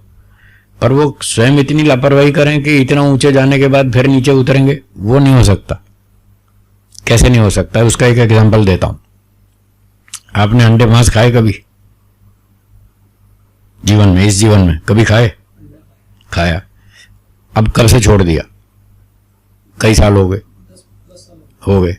अब आपकी क्या स्थिति है? अंडे खाने का विचार है? मांस खाएंगे? कोई कुछ भी जोर लगा ले, आप मांस नहीं खाएंगे, अंडा नहीं खाएंगे। अब आपकी ये स्थिति है, तो आपको कॉन्फिडेंस है ना कि अब कुछ भी हो जाए मैं अंडा नहीं खाऊंगा, मांस नहीं खाऊंगा। आप गिरेंगे तो कहां तक गिरेंगे वो आपको मालूम है। गलतियां करेंगे तो कितनी गलती करेंगे उसकी लिमिट है, वो लिमिट आप जानते हैं। भाई मैं इतनी गलती कर सकता हूं, इसी ये तो मैं नहीं करूंगा। तो जो व्यक्ति 98% काम पूरा कर चुका है वो गिरेगा तो 1-8% गिरेगा, 2% गिरेगा, 30 पे थोड़ी आ जाएगा। जैसे आपके गिरने की एक लिमिट है, उससे नीचे आप नहीं गिरेंगे चाहे कुछ भी हो जाए। सामने वाला पिस्तौल तान देगा, ये मांस खाओ गऊ का नहीं तो उड़ा दूंगा, आपको भले उड़ा दे पर मैं ये नहीं खाऊंगा, मैं ये काम नहीं करूंगा। तो इस तरह से व्यक्ति का एक स्तर होता है, वो फिर उससे नीचे नहीं गिरेगा। ये बात ठीक है जी, करें विराम? ठीक है, ओम का उच्चारण करेंगे।